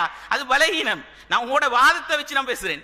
அப்ப இவ்வளவு தெளிவாக உள்ள ஒரு ஓட்டன்னா ஒன்னான பேர் ஓட்ட ஒரு ஆதாரத்தை கொண்டு வாரீங்க. உங்களோட உசூலை நிறுவுறதுக்கு இதுதான் ஒன்று. நீங்க உருப்படியா ஒரு ஆதாரம் கொண்டு வந்து இதை கொண்டு வந்தீங்க. இதுக்கு முந்தைய 2-3 வாதம் வச்சீங்க, ஒன்றுமே இல்லை. அப்படி அந்த வாதம் முதல்ல வச்சீங்க ஆயிஷா நாயகி சாட்சி அது இதுன்னீங்க, ஒன்றும் இல்லாம புஷ்பானவா போச்சு, பதில் இல்லை. 2வது கொண்டு வந்தீங்க என்ன, இந்த வஹுவ யராவாதம் முடிஞ்சு உடஞ்சி வைத்தது. இப்ப இப்படி அடுத்தது 3வது கொஞ்சம் மற்றதெல்லாம் என்னன்னா அடுத்து திசை திருப்புதல். குர்ஆனை ஓதுவதில் பெரியது இருக்கிறது, ரசூலுல்லாஹ் சொல்கிறார்கள். அதே மாதிரி ஹதீஸுக்கு இருக்கிறதா? குர்ஆன் சிறப்பை பத்தி சொல்லுது, நாங்களும் தான் சொல்றோம். அதுக்கு என்ன சம்பந்தம்? குர்ஆனை ஓதுறதுக்கு நன்மைக்குன்னா குர்ஆன் சிறப்பை பத்தி அது சொல்லுது. அடுத்து பெரிய பெரிய கேள்விகள் கேட்பதாக நினைத்து கொண்டு கேட்கிறாங்க. ஹதீஸ் ரசூலுல்லாஹ்விடமிருந்து சஹாபி அறிவித்தார், சஹாபி நேரடியாக கேட்டார், நாங்கள் நேரடியாக கேட்கவில்லை. குர்ஆனை மட்டும் நீங்க நேரடியாக கேட்டீங்களோ?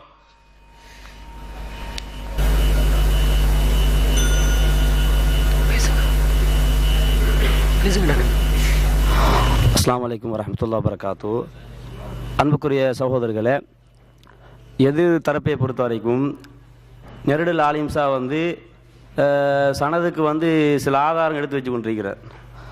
அந்த ஆதாரங்களை பொறுத்த வரைக்கும் அது முழுக்க மத்தனை பார்க்கின்ற ஒரு செய்தி. பொதுவாக வந்து ஒரு ஆதாரத்தை முன்வைப்பதற்கு முன்னால் அதை திருப்பி பாருங்கள். அந்த செய்தி நமக்கு எதிராக இருக்கிறதா, நாம் சொல்லுகின்ற கருத்தை தான் சொல்லுகிறதா என்று பரிசீலித்து விட்டு ஒரு செய்தியை முன்வைக்க வேண்டும். இது வந்து எப்படி வந்து மத்தனை தீர்மானிக்கிறது என்பதை நான் உங்களுக்கு விளங்கப்படுத்துவோம். விளங்கப்படுவதற்கு முன்னால் பொதுவாக ஒன்றை புரிந்து கொள்ள வேண்டும். அறிவிப்பாளர் தொடரில் வந்து இஸ்னாது வரிசையில் வந்து ஒரு செய்தி யாராவது சொன்னால் அது வந்து சாக்கி இருக்கணும், நம்பகமான ஆக்களிக்கணும், அதை நாங்கள் மறுக்கலை. அறிவிப்பாளர் தொடரில் வந்து நம்பகமான ஆக்களிக்கும்னு நான் மறுக்கலை. அறிவிப்பாளர் தொடரையும் பார்க்க வேண்டும். அறிவிப்பாளர் தொடர் நம்பகமான ஆக்களாக இருந்தால் அந்த செய்தி குர்ஆனுக்கு முரணாக இருக்கக்கூடாது. இந்த அடிப்படையில் தான் நம்ம நிலைப்பாடு. ஆனால் வந்து அறிவிப்பாளர் தொடரை நாங்கள் பார்க்க மாட்டோம், எங்களுக்கு சாக்கி தேவையில்லை, அந்த நிலைப்பாடு நாங்கள் இல்லை என்பது அவர் விளங்கி வாதம் வைக்க வேண்டும். அடுத்ததாக இந்த அவர் அந்த செய்தியில் மறுமையோடு சம்பந்தப்பட்ட செய்தியில் சில ஆதாரம் அள்ளி வச்சார். அதில் என்ன அள்ளி வச்சார்ன்னு கேட்டால், மறுமை நாளில் வந்து அல்லாஹ் சொல்லுவான், நூஹை கூப்பிட்டு, நூகையும் அவருடைய சமுதாயத்தையும் கூப்பிட்டு அல்லாஹ் கேட்பானா, ஹல் பல்லகத்த, நீ மக்களுக்கு எட்டி வைத்தியான்னு கேட்பானா. ஃபயகூலு நாம், அவருக்கு ஐயோ ரப்பே நான் எட்டி வைத்து விட்டேன். அப்போ ஃபயகூலு உம்மத்துக்கு அல்லாஹ் சொல்வானா, ஹல் பல்லகும், உங்களுக்கு அவர் எட்டி வைத்து விட்டாரா? அப்போ சொல்லும்போது ஃபயகூலுன லா இல்லை, மாஜான மின் நபியின், எந்த நபியும் வரவில்லை. இந்த மாதிரி சொல்லுங்க நேரத்தில் ஃபயக்கூல் நூஹுக்கு அல்லாஹ் சொல்வான் மை யஷ்ஹதுலக்க, நீ வந்து மக்களுக்கு எத்தி வச்சேன்னு சொல்லுகிறையே, இதுக்கெல்லாம் உனக்கு என்ன சாக்கி வச்சிருக்கிறா அப்படி சொல்லுகிற நேரத்தில் அதுக்கு ஆதாரம் முகமது அப்படி வரும். இந்த செய்தியில் பார்த்தீங்கன்னா வேறு இந்த செய்தியை வந்து கொண்டு வந்த அடிப்படையில் தான் இது முகமது மக்கள் ஏற்றுக்கொண்டிருக்கிறாங்க. முகமது எப்படி விளங்கியிருக்கிறது? முகமது கொண்டு வந்த செய்தியின் அடிப்படையில் தான் இது முகமது அந்த மக்கள் விளங்கியிருக்கிறார்கள். அப்போ இது எதை காட்டுகிறது? முகமது என்ற ஒரு அறிவிப்பாளர் உங்களோட வாத பிரகாரம் அவர் முகமது நபியின் அப்படி எப்படி விளங்கினாரு? இவர் முகமது நபியின் எப்படி நான் வந்து நபி தான் என்று சொன்னா எப்படி நபியை நம்புவாங்க? அவர் கொண்டு வருகின்ற செய்தியை வச்சு தான் நம்ம நபியை நம்புவார்கள். அப்ப இது எதை காட்டுகிறது? அது வந்து ஒரு மத்தனை பார்க்க வேண்டும். மத்தனின் அடிப்படையில் தான் அவர்கள் தீர்மானித்தார்கள். இது முகமது நபி என்று எப்படி தீர்மானித்தார்கள்? மத்தன் செய்தியின் அடிப்படையில் தீர்மானித்தார்கள். அப்ப நல்லா விளையும் கொள்ளுங்க, இவங்க வச்ச வாதங்களை பொறுத்த வரைக்கும் இஸ்னாதுக்கு சார்பாரிக்கும், ஷாக்கிக்கு சார்பாரிக்கும். இது மத்தனுக்கு ஒரு செய்தியை தான் பார்க்க வேணும், செய்தியை பார்த்தா முடிவெடுக்க முடியும். அதுக்கு தெளிவான சான்றாக இது செய்திருக்கிறது ஒன்று. ரெண்டாவது, இந்த அறிவிப்பால் தொடர் கேட்குறாங்க இல்லையா, நான் கேட்குறேன் உங்கள்கிட்ட, நூஹ் அலைஹிஸ்ஸலாம் அவங்களோட காலத்திலிருந்து ரசூல்லா வரைக்கும் வந்து அறிவிப்பால் தொடர் காட்டுங்கன்னு காட்டுவீங்களா? நூஹ் அலைஹிஸ்ஸலாம் காலத்தில் தான் அந்த செய்தி கேட்கப்பட்டு, நூஹ் அலைஹிஸ்ஸலாம் அந்த காலத்துக்கும் ரசூல்லா கால சமுதாயத்துக்கும் அறிவிப்பால் தொடர் தாங்கன்னு கேட்டா நீங்க தருவீங்களா? அப்போ அறிவிப்பால் தொடர் இல்லை, எனவே அது முன்கத்தியான செய்தி, அந்த மாதிரி விளங்க வேண்டி வருமா இல்லையா? அன்பான சகோதரர்களே, அந்த செய்தியை பொறுத்த வரைக்கும் மக்களுக்கு எடுத்து சொன்னாரா என்ற வகையை எடுத்து சொன்னாரா என்ற ஒரு செய்தியை தான் செய்தி கேட்கிறது. வகையை எடுத்து சொன்னாரன்னு அர்த்தம். அந்த செய்தி தகவல் அல்லாஹ்விடமும் வந்த தகவல், இதை நீங்க தெளிவாக புரிந்து கொள்ள வேணும். இன்னொரு செய்தி, எதிர்த்தரப்பை பொறுத்த வரைக்கும் வந்து நிலையை தடுமாறி தான் வந்து என்ன வாதம் வைக்கிறோம் என்ற மறந்து அவர்கள் சம்பந்தம் இல்லாத வாதங்களை வைத்துக் கொண்டிருக்கிறார்கள். நாம எடுத்து வச்ச வாதம் என்ன? குர்ஆனுக்கு முரண்பட்ட ஏற்றுக்கொள்ளக்கூடாத எத்தனை செய்தி எடுத்து வச்சோம்? ஒண்ணுக்காவது உருப்படியான பதிலை சொன்னார்களா? சம்பந்தம் இல்லாத பதிலை சொன்ன நேரத்தை கடத்தினால தவிர இதுவரைக்கும் உருப்படியான எந்த பதிலும் சொல்லவில்லை. சில பதில் சொல்லிக்கிறாங்க, அந்த பதில் எப்படி வந்து உருப்படி இல்லாத பதில் என்பதை எங்கள் தரவு இப்போது நிரூபிப்பாங்க. அன்புக்குரிய அல்லாஹ்வின் நல்லடியார்களே, அலிம்சாக்கு முன்னாடி உரையில அழகா தெளிவுபடுத்தின குர்ஆன்டா என்ன, ஹதீஸ்டா என்னன்னு அழகா தெளிவுபடுத்தப்பட்டதுக்கு பின்னாடியும் குர்ஆன் கொடுக்கப்பட்டுள்ளது, அதே போன்று ஒன்று கொடுக்கப்பட்டுள்ளது. ரசூலுல்லாஹ் சொல்லக்கூடிய ஹதீஸை சொல்றாங்க, நாங்க ஹதீஸை படிக்கலையா, குர்ஆன் கொடுக்கப்பட்டிருக்குது, அதே போல உள்ளது கொடுக்கப்பட்டிருக்குது. அப்படின்னா என்ன? அது ஹதீஸ் தானே, வஹி தானேன்றாங்க. இவ்வளவு நேரம் பாடம் நடத்தினேன்னு என்ன தூங்குறீங்களே, எனக்கு என்னன்னு விளங்கல. நாங்க என்ன சொல்றோம்? அட அல்லாஹ் சொல்றது வஹிதான், அல்லாஹ்வுடைய தூதர் சொல்ற ஹதீஸும் வஹீன்லையா சொல்லிக்கிட்டு இருக்கிறோம். இவ்வளோ சொல்லி வஹீன்னு தான் சொல்றோம், பாதுகாக்கப்பட்ட மெத்தட் தான் வித்தியாசம்னு சொல்றோம். அது நாயிட்டு கட்டி சொன்னதா? நான் எங்க வீட்டில இருந்து கொண்டு வந்து சரக்காது, ஹதீஸை சொல்லி குர்ஆன் வசனத்தை சொல்லி அல்லாஹ்வுடைய தூதரை வித்தியாசப்படுத்தி இருக்கிறாங்கன்னு சொல்லி காட்டுறேன். அதுக்கு பதில் சொல்றதை விட்டுட்டு குர்ஆன் போல கொடுக்கப்பட்டிருக்குது, அதனால ஹதீஸும் வஹிதான், சேம் சைடு கோல் அடிச்சுக்கிட்டு இருக்காரு. ஹதீஸ் வஹிதா இல்லன்னா சொன்னோம், நாங்க என்ன பேசுறோம்னு கொஞ்சம் நல்லா செவிமடுத்து கேளுங்க என்னண்டு. அடுத்து இந்த மன்ஹத்தஸா அன்னி இதுக்கு ஒரு முடிவு கட்ட வேண்டியிருக்குது. சும்மா திரும்ப திரும்ப இழுத்துக்கிட்டே இருக்கிறாங்க. என்ன மேட்டர்னு கேட்டா நல்லா கவனிச்சு கொள்ளுங்க. இவர் வந்து என்ன மாதிரி அர்த்தம் வைக்கிறார்? இவருடைய அர்த்தம் தவறுன்றதை நான் சொல்லி காட்டுறேன். எப்படி? மன் ஹத்தஸ அன்னி பி ஹதீஸின், என்னை பற்றி ஒருவர் ஒரு செய்தி அறிவிக்கிறார், வஹுவ யரா அன்னஹு கதிபுன் ஃபஹுவ அஹதுல் காதிபீன். இவர் என்ன சொல்ல வராருன்னு கேட்டா, அவர் வந்து தவறு என்று, அதாவது பொய்யான செய்தி என்று நினைத்து கொண்டு, அந்த அறிந்து கொண்டு, அவருடைய வாதப்படி அறிந்து கொண்டு அந்த செய்தியை அறிவித்தால் அவர் பொய்யர்களில் ஒருவர். இவர் என்ன சொல்ல வராருண்டா, ஃபஹுவ யரா அன்னஹு, அந்த ஹூ என்று இருக்குதானே, அன்னஹு அதுன்னு சொல்லி வருதா இல்லையா? அந்த ஹூ எதை பார்த்து மீளுதுன்னு சொன்னா, மன் ஹத்தஸ, இங்க மன்னு சொல்லி யார் அறிவிக்கிறாரோன்னு சொல்லி வருது இல்லையா? அந்த லமீர், அந்த பிரதி பெயர் சொல் இந்த மண்ணை நோக்கித்தான் நீளுதுன்னு ஆலிம்சா சொல்றாரு. நாங்க என்ன சொல்றோம்னா, இல்ல அந்த அர்த்தம் கொடுக்க கூடாது, ஹதீஸ நோக்கித்தான் அந்த லமீர் பிரதி பெயர் சொல் மீளுது என்று நாங்க சொல்றோம். இவர் சொல்ற அர்த்தப்படி வந்தா என்ன அர்த்தம் வரும்னு கேட்டா, மன் ஹத்தஸ அன்னி பி ஹதீஸின், என்னை பற்றி ஒரு செய்தி அறிவிக்கப்படுகிறது, வஹுவ யரா அன்னஹு கதிபுன், அவரே பொய்யர் என்று நினைத்து கொண்டு, அந்த ஹூ மண்ணை பார்த்து மீளும்னா என்ன அர்த்தம்னா, அவரே அவரை பொய்யர்னு நினைத்து கொண்டு அறிவிக்கிறார். அப்ப அவர் பொய்யரில் ஒருவர். என்ன லூசுத்தனமா இல்லையா இருக்குது? அட எங்க இந்த ஹூ வந்து எதை பார்த்து மீளும்? இங்க முன்னாடி ஹதீஸ் இருக்குது, அந்த ஹதீஸை பார்த்து தான் பிரதி பெயர் சொல் வந்து முன்னாடி உள்ளதுக்கு தான் ஃபர்ஸ்ட் மீளணும், அங்க பொருந்தாட்டி தான் அதுக்கு முன்னாடி போகணும்ன்ற அடிப்படை அறிவு கிடையாதா? அதை புரிஞ்சு கொள்ளுங்க. இதோட இது மையத்தை இதை எடுக்க மாட்டார் நினைக்கிறானே. அடுத்தது அன்பிற்குரியவர்களே, அஸ்ஸான் பின் சாபித் ரலியல்லாஹு அன்ஹு செய்திக்கு வந்தாங்க. இப்போ நாங்கள் 18வது படிக்கு மேலே ஏறி கொண்டு போகிறோம். இப்போ தான் 1-2க்கு ஏறிக்கிறாங்க. அல்ஹம்துலில்லாஹ் இப்போயாவது ஏறினாங்க. அஸ்ஸான் பின் சாபித் வந்து தவறிழைத்து விட்டார், அவர் தவறு தான் செஞ்சது. என்ன சொல்றாங்க? அந்த நபித்தோழர் தவறு செஞ்சிட்டாரு, அதுக்கு தண்டனை அனுபவிச்சிட்டாரு. நபித்தோழரே தவறு செய்வார் ஹதீஸ் அறிவிப்பதில். இமாம் புகாரி முஸ்லிம் தவறு செய்ய மாட்டார். வாதத்தை பார்த்தீங்களா? நபித்தோழரே தவறு செய்வாராம், அவதூறு பரப்புவாராம், இல்லாத சொல்லுவாராம். புகாரி முஸ்லிம் சொல்ல மாட்டாங்க, அவங்க வந்ததை பார்க்க மாட்டாங்க. புகாரி முஸ்லிம் வந்து நபித்தோழர்களை விட பெருசா? இப்போ பூமாராம் போச்சா, திரும்பிச்சா, இன்னைக்கு இவங்களோட வட போச்சு. இப்போ ஏவுகன் அனுப்புறாங்களா, ஏவுகன் ரிட்டர்ன் ஏவுகன் ரிட்டர்ன் போகுதா? சிந்திச்சு பேசுங்க. என்ன சொல்ல வர்றீங்க? சொல்லக்கூடிய செய்தி சரியா சொல்லணும். நாங்க என்ன கேட்டோம்? நபித்தோழர் தப்பா சொல்லிட்டாரு, அவர் நம்பகமானவர். எப்படிப்பட்ட நம்பகமானவர்? அவர் வந்து ஜிப்ரீல் மூலம் பலப்படுத்தப்பட்டவர், சாதாரண நம்பகமானவர் இல்ல. இப்படி வந்தா பலவீனமான செய்திகள் என்று ஆகுது. ஏனென்றால் அவர் சொன்னது பொய்யாச்சே, கருத்தை பார்க்க சொல்லித்தானே அல்லாஹ் சொன்னான் என்று தானே நாங்கள் அதை சொன்னோம். அதுக்கு வாதம் வச்சிங்களா? அந்த குர்ஆன் வசனத்துல அறிவிப்பாளரை பார்க்க சொல்லி அல்லாஹ் சொன்னானாம். அறிவிப்பாளரை பார்க்க சொல்லி அல்லாஹ் சொன்னானா? எங்க வருது? அல்லாஹ் சொல்றான், லவ்லா இது சமீத்துமூஹு லண்டல் மூமினீன வல் மூமினாத். இதை செவியுறும் போது மூமினான ஆண்களுக்கும் பெண்களுக்கும் நல்லெண்ணம் ஏற்பட்டிக்க கூடாதுன்னு அல்லாஹ் கேட்கிறான். செவியுறும் போதே ஏற்பட்டிக்கணும். போயிட்டு தேடி அதை கேட்டுட்டு பிறகு ஆளை செக் பண்ணி நல்லெண்ணம் எங்கன்னா, செவியுறும் போது செய்தி வந்து காதுக்கு விழுது, விழும்போதே நல்லெண்ணம் பார்க்கணும். அஸ்ஸானே உங்களுக்கு சொன்னது யாரு, அவருக்கு சொன்னது யாரு, அவருக்கு சொன்னது யாரு, சாட்சியத்தை தாருங்கள். முன்னர் வந்து அறிவித்தவர் யூதர், அவர் பொய்யர், எனவே இது பொய்யர். இப்படி சொல்ல வர்றீங்களா? இன்னும் டேஞ்சரஸான கருத்து என்ன தெரியுமா? இந்த செய்தியில அறிவிப்பாளர் இப்ப பலவீனமாகிறாரு. யாரு? அஸ்ஸான் பின் தாபித். மத்தன் இப்ப சரியாம். ஆயிஷா ரலியல்லாஹு அன்ஹா விபச்சாரம் செஞ்சுன்னு சொல்ல வர்றீங்களா? என்னங்க உங்களோட போக்கு? கருத்து பிளேண்டு விளங்குதா இல்லையா? கருத்து பிளேண்டா அறிவிச்சவர் சாபி என்றாலே போக்கணும் என்றீங்க. நாங்க அந்த அளவுக்கு போனோமா?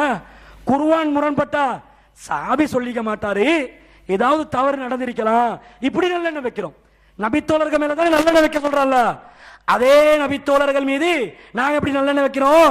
தவறு யாருக்கிட்டேயாவது வந்திருக்கும், அது மேட்டர் இல்ல, அடிப்படைக்கு மாற்றமா வந்துருச்சு, குர்ஆனுக்கு மாற்றம், தூக்கி கடாசுங்க.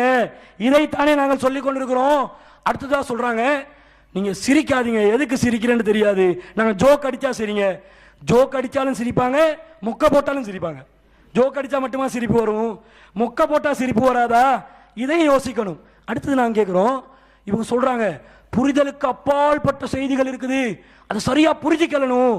சாலிமுடைய செய்தியை புரிஞ்சு காட்டுங்கன்றோம். புரிஞ்சு காட்டுங்க. பால் உறிஞ்சி குடிக்கணும்ன்றத எப்படி புரிதலுக்கு அப்பால போச்சு, அதை புரிஞ்சு காட்டுங்கன்றோம். காட்டுவீங்களா? சொல்லுவீங்களா? இல்ல இப்படித்தான் கறந்து கொடுக்குறேன்ற ஒரு விளக்கத்துக்கு போயிட்டு பொம்பளை கறந்து கொடுத்தாங்களாம். அதுக்கு பிறகு ஆம்புளையே கறந்து கொடுத்தாங்கன்னு வந்தாங்க. ஆம்புளைக்கே மார்பகத்தை வச்ச வரலாற்றில் பதிவு செய்யப்படுகின்ற முதலாவது தரப்பு இவங்க. ஆம்பளைக்கு மார்பகம் வச்சாங்க. இல்ல கறந்து கொடுத்தாரு, ஆம்பளை கொடுத்தா கறந்து கொடுத்தது யாரு கறந்து கொடுத்தாப்ப ஆம்புளோட மார்பகத்தாலையா? என்ன சொல்ல வர பாத்தீங்களா? அசத்தியத்துக்கு வாதிட வந்தாங்க, மூக்க உடைஞ்சு போகுது, நல்லா உடையுது. இதை பார்க்கிறோம். அடுத்தது குர்ஆன் ஹதீஸ்ல இருந்து வந்தா ஏத்துக்கொள்ளணும் நாங்க மறுத்தமா? எப்பயாவது அதை வேணான்னு சொன்னோமா? குர்ஆன் ஹதீஸ்ல இருந்து எது வந்தாலும் ஏத்துக்கொள்வோம். கருத்தை பார்க்க சொல்றோம். ஹதீஸ்ல சமாந்தஸ்தில் பாதுகாக்கப்படவில்லை. வஹி குர்ஆனுக்கு வந்து வஹி என்றா வந்திக்குது. குர்ஆன் தர்ஜுமால பீஜே போட்டாரா? எல்லா நபிமார்களுக்கு அற்புதம் வழங்கப்பட்டது, எனக்கு வழங்கப்பட்ட அற்புதம் குர்ஆன். வஹி என்ற வார்த்தையை குர்ஆன் என்றாரு. அப்ப ஹதீஸ வஹி இல்லைன்றாங்க. நாங்க சொன்னோமா? அந்த இடத்தில் வஹிக்கு குர்ஆன் என்று தானே கொடுக்கணும் என்றோம். இப்ப தேனிக்கு அல்லாஹ் வஹி அறிவிச்சதா சொல்றான் குர்ஆன்ல. தேனிக்கு நாங்கள் வஹியை அறிவித்தோம். அப்ப இவங்களோட பார்வையில தேனிக்கு நாங்கள் குர்ஆன் ஹதீஸை அறிவித்தோம். இப்படி வந்து மொழிபெயர்க்கணும். இது முட்டாள்தனமா இல்லையா? லூசுத்தனமா இல்லையா? தேனியே நபி ஆயிரும். இப்ப நபி ஆக்கினாலும் ஆக்குவாங்க, சொல்லல, அது ஜின் பாட்டியல் தானே. அதனால இப்படியா பேசுறது, இப்படியா புரிஞ்சு கொள்றது, மண்டைக்கும் மூளைக்கும் சம்பந்தம் இல்லை வேண்டாமே, இதான் சம்பந்தம் இல்லாது. பிஜே வந்து காபிர்களுக்கு விளக்கினாரா? விளக்கலையா? அந்த வீடியோல தான் விளக்கினோம்னு சொல்றோம். இனிய மார்க்கத்தில் விளக்கிக்கிறோம். பிஜே தர்ஜுமால விளக்கி இருக்கிறாரு. எத்தனை இடத்துல விளக்கிக்கிறாரு? உங்களோட பார்வையில எங்கள் குருநாதர் என்றீங்க. எங்கட குருநாதர் அல்லாஹ்வின் தூதர். சரி, நீங்க சொல்றதா இருந்தா எங்கள் குருநாதரும் உங்கள் தரப்புல உள்ளவர்களுடைய முன்னாள் குருநாதரும். அவர் சொன்னது சரிதானே? சரியா தானே சொன்னாரு. என்ன மண்டைக்கு மூளைக்கு சம்பந்தம் இல்லாம பேசுறீங்க? வையை மறுக்கவில்லை. வை என்று வர வேண்டிய இடத்துல வைதான் சமமாக பாதுகாக்கப்படவில்லை. குர்ஆன் ஓதினா நன்மை, ஹதீஸ் ஓதினா நன்மைன்னு சொல்லுங்க. சொல்லி வகையில் அந்தஸ்து, இவங்க வையை ஏற்றுக்கொள்ளாதவங்க மாதிரி. உங்களை நீங்க என்ன சொல்றீங்க? நீங்கள் குர்ஆனே இட்டு கட்டுறதுக்கு தயங்காதீங்க, தயங்காதவர்கள். ஏனண்டா விதியில முரண்பாடு தானே. ஒருத்தர் சொன்னாரு முரண்பாடு இல்ல, அதுக்கு விளக்கம் உண்டு. விளக்கம் சொல்லுவாரான்னு பார்த்தா இல்ல, அது புறவு கண்டுபிடிப்பாங்கன்றாரு. அடுத்த ஒரு சொல்ல இல்ல, பாரடாக்ஸ் விளக்கம் இருக்குது, பாரடாக்ஸ்ல அடிப்பேன், பைனரி கோட்ல அடிப்பேன் என்றாரு.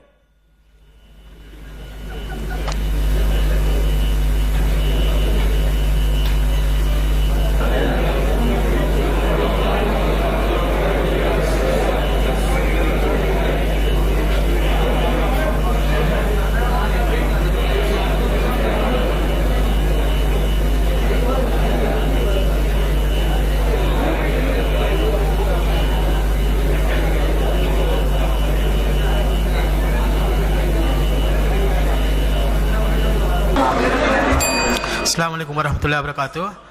அல்ஹம்துலில்லாஹ், நல்ல வாதங்களுக்கு பதிலாக நல்லா மொக்கையாக போகுது. வெச்ச வாதத்துக்கு இன்னும் பதில காணும்.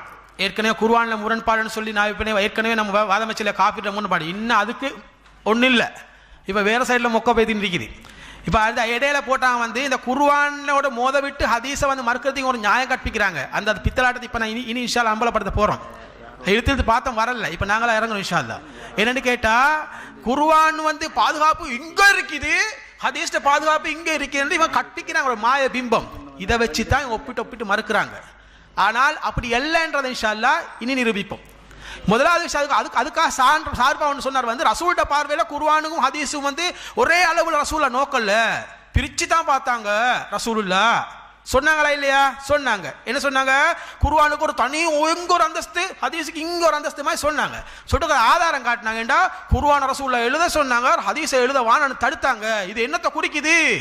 குர்ஆன் பாதுகாக்கப்பட வேண்டியதில் முக்கியத்துவம் வாய்ந்தது ரசூல்லா விளங்கினாங்களா இல்லையான்னு சொல்லி. அதெல்லாம் ஒன்றும் கிடையாது. என்னது? குர்ஆனுக்கும் ஹதீஸுக்கும் ஒரே ஒரு வித்தியாசம் இருக்கு. என்னது? இது ஓதப்படும் வகை, இது ஓதப்படாத வகை. இந்த வித்தியாசம் ஆரம்ப காலத்தில் சஹாபாக்கள் குழப்பிக்கொள்ள கூடாதுன்றதுக்காக ஆரம்பத்தை தடுத்தது உண்மைதான். ஆனால் பிற்காலத்தில் ரசூலுல்லாஹ் எழுத சொன்னாங்க. இதில் வந்து அபு ஷா அவருக்கு எழுதி கொடுங்கள்னு சொல்லி ரசூலுல்லாஹ் சொன்ன ஹதீஸ் இந்த கையில் கொடுங்க. இருந்த ஒரு வடையும் போச்சு. சரியா? அந்த வடையை கொடுங்க, போச்சு. அடுத்தது ஷாது எடுத்தாங்க. ஷாதுல சொன்னாங்க அப்படி முரண்பாடு காட்பிக்க ஷாதுல இருக்குதா இல்லையா, உங்க உசூல்ல இருக்குதா இல்லையா, அங்கேயும் வந்து ரெண்டு செய்தி ஒப்பிட்டு வந்து முரண்பாடு காட்பிச்சு ஒன்று தொலைஞ்சு போகுதா இல்லையா, அதுக்கு என்ன சொல்றது சொல்லி. ஷாதுக்கும் இதுக்கு என்னப்பா சம்பந்தம்? ஷாதுல மத்தனை தான் ஒப்பிடுறாங்களா? இல்ல. ஷாதுல நீங்க என்னத்தை தான் ஒப்பிட்டு நீங்க ஒன்ன கழிச்சுன்னு சொன்னாலும் செய்தி தொலையாது, அதே செய்தி அங்கே இருக்கும். ஒரே செய்தியின் இரண்டு ரிவாயத்துகள் ஒப்பிடப்படும், இரண்டு சனதுகள் ஒப்பிடப்படும். மத்தனில ஷாதுல ஒப்பிடப்படுற சனது, இரண்டு சனதுகள் ஒப்பிடப்பட்டு அதில் பலமான சனது எடுக்கப்படும், பலவீனமான சனது தட்டி கழிக்கப்படும். இறுதியில் மிக பலமான அந்த ரிவாயத்து வெர்ஷன், அந்த செய்தி அப்படியே இருக்கும். செய்தி தொலையாது, செய்தி மாறுறதுல சாதுல. இவங்க ஒப்பிடுறது அப்படி இல்லை. ரெண்டு வேற வேற செய்தியை வந்து ஒப்பிடுறாங்க. ஒப்பிட்டு ரெண்டுல ஒன்ன கழிச்ச வாக்கில் ஒரு செய்தியை காணும், தொலைஞ்சு வைத்திரும். அப்ப ஷாத கொண்டு வந்து நீங்க இதுக்கு ஒப்பிடுறது வந்து மொட்டை தலைக்கு முழங்காலுக்கு முடிச்சு போடுற மாதிரி ஷாதுல ஒப்பிடுறது மத்தன் இல்ல சனது. அதெல்லாம் முதல்ல விளங்கிக் கொள்ளுங்க. அது முதல்ல அடுத்த பித்தலாட்டம் அது வந்து முடிஞ்சு. அடுத்தது வந்து குர்ஆன் பாதுகாப்புக்கு உத்தரவாதம் இருக்குது, ஹதீஸுக்கு உத்தரவாதம் இல்லைன்னு சொல்லி இது இன்ஷா அல்லாஹ் இதுக்கு போற காட்டுறோம். ஹதீஸுக்கு உத்தரவாதம் இல்லையா அடுத்து காட்டுறோம். ஆரம்பத்தில் விஷயம் சொல்லி கொடுறேன்னு கேட்டா வந்து குர்ஆனை மட்டும் பாதுகாத்து அல்லாஹ் ஹதீஸை பாதுகாக்காம இருந்தா எப்படி குர்ஆனை பாதுகாக்கிறதா சொல்லுங்க எனக்கு. குர்ஆன் முழுமையாக விளங்கணும்னு சொன்னா ஹதீஸ் வேணும். ஹதீஸ் இல்லாம முழுமையாக குர்ஆனை புரிய இயலாது, முழுமையாக குர்ஆனை அமுல்படுத்த இயலாது லைஃப்ல. குர்ஆன்ல தொழுகையை மட்டும் தான் அல்லாஹ் ஏவி இருக்கிறான். எப்படி தொழணும், என்ன தொழணும், எந்தெந்த வக்துல தொழணும், என்னென்ன மாதிரி தொழணும், இது மொத்தமா ஹதீஸ்ல தான் இருக்குது. இந்த ஹதீஸை பாதுகாக்காம அல்ல அம்போன்னு விட்டுட்டு குர்ஆனை மட்டும் பாதுகாத்தன்னு சொன்னா 4 ஜெனரேஷன் தாண்டி போய் ஹதீஸ் இல்லைன்னு வைங்க. உங்களோட வாதப்படி அல்லாஹ் உத்தரவாதம் இல்லை தானே. உத்தரவாதம் இல்லைன்னு சொன்னா ஹதீஸ் தொலைஞ்சு போச்சு. தொழுகை சம்பந்தமான சில ஹதீஸ் தொலைஞ்சு போச்சு. எப்படி தொழுகிறது? குர்ஆன் பாதுகாக்கப்படும் அர்த்தம் அதனுடைய விளக்கமாக அமைந்திருக்கக்கூடிய சுன்னாவும் பாதுகாக்கப்பட்டே ஆகணும். பாதுகாக்கப்பட்டு தான் இருக்குது. இதான் உண்மை. இந்த உண்மையை மறைக்கிறதுக்கு தான் இவங்களோட மனோ இச்சை வாதத்தை இந்த உசூலை வச்சு கொண்டு இவங்களோட மனோ இச்சைக்கு ஒத்து வராத ஹதீஸ்களை மறுக்கிறதுக்கு நியாயம் கற்பிக்க தான் இப்படி பொய் எல்லாம் சொல்றாங்க. அது பொய்ன்றது இன்ஷா அல்லாஹ் இப்போ நாங்கள் நிரூபிப்போம். இனி ஆதாரங்கள் தான் வரும், வரிசையாக நிரூபிச்சு காட்டுவோம். குர்ஆனுக்கும் ஹதீஸுக்கும் ரெண்டுக்கும் சம அளவு அந்தஸ்து தான் அல்லாஹ் கொடுத்திருக்கிறான். ரெண்டும் சம அளவு பாதுகாக்கப்பட்டிருக்கிறது. ரெண்டையும் விஷயம் நிரூபிச்சு காட்டுவோம். அடுத்தது சுருக்கமாக எதிர்வாதங்கள் வைக்கிறதுனால இதை சொல்லிக்கொண்டு போகிற அவசரம். ஃபர்ஸ்ட்டுக்கு ஆதாரம் அடுத்தது வரும். அடுத்தது குர்ஆன் தொழுகையில் ஓதப்படுவது தானே.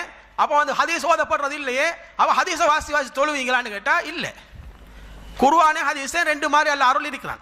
ரெண்டு மாதிரி நல்லா விளங்கணும். ஆனால் அதுக்கான கொடுத்த அந்தஸ்து சேம். ஒன்று சுருக்கம், ஒன்று விரிவு. அல்லாஹ் தஆலா இந்த வேதத்தை எப்படி பாதுகாத்திருக்கான்னு சொன்னா உள்ளத்திலே பாதுகாக்கணும் தானே. உள்ளத்திலே பாதுகாக்கிறதுக்குன்னு சொல்லி ஒரு சுருக்கமான வடிவத்தை ஷார்ட் நோட்ஸ் அல்லாஹ் அருள் இருக்கிறான். அதான் குர்ஆன். இந்த ஷார்ட் நோட் விரிவான விளக்கம் ஹதீஸ்ல தான் இருக்குது.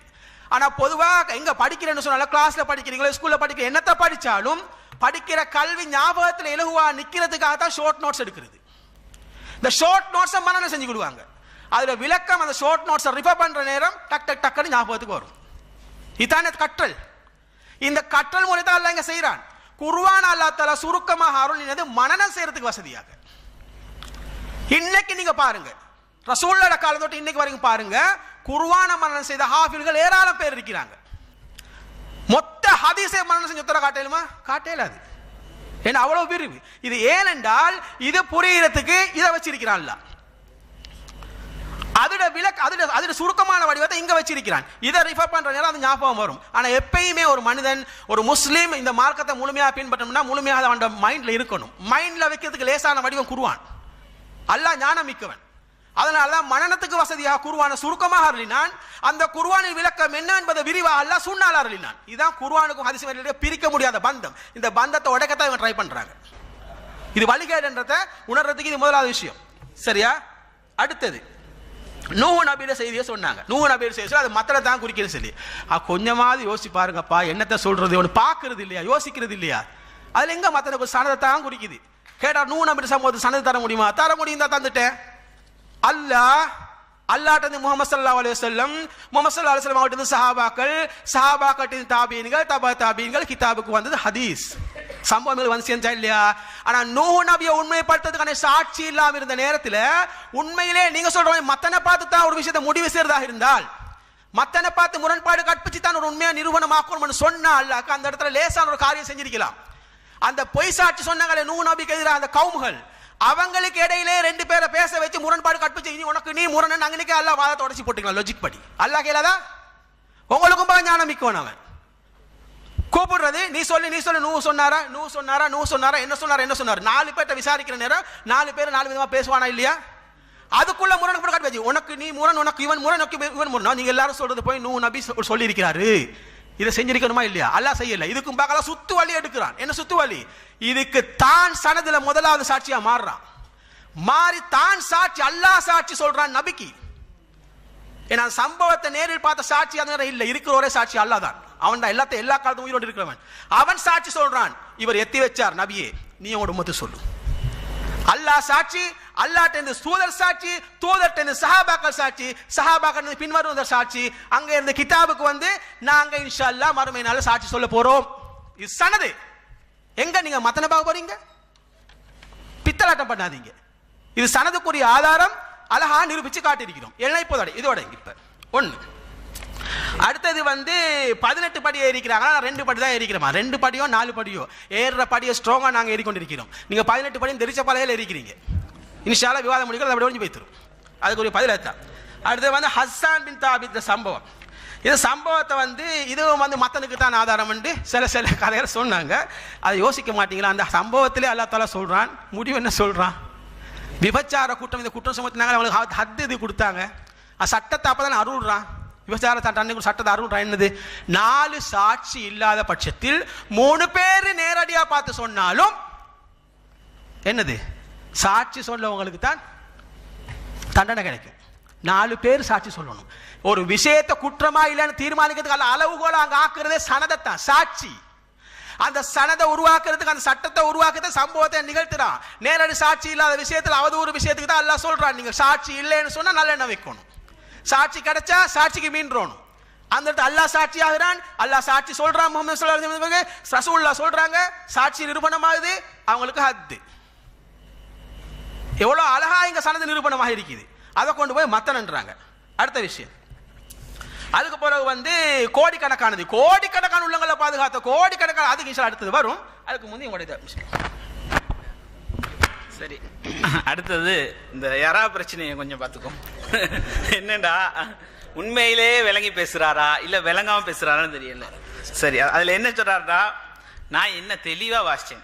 ஒமன் ஹத்தஸ ஹதீசன், ஒரு ஹதீஸ, மன் ஒருவன், ஹத்தஸ ஹதீசன் ஒரு ஹதீஸை அறிவிக்கிறான், வஹுவ அந்த மனிதன், யரா அந்த மனிதன் அறிந்த நிலையில், அன்னஹு அந்த செய்தி, எது செய்தியை தான் நான் சொல்றேன், கதிபுன் பொய் என்று இவர் எது என்ன தெரியுமா அர்த்தம் வைக்கிறாரு, அவன், நான் அந்த அன்னஹுக்கு அவன் வச்சேனா.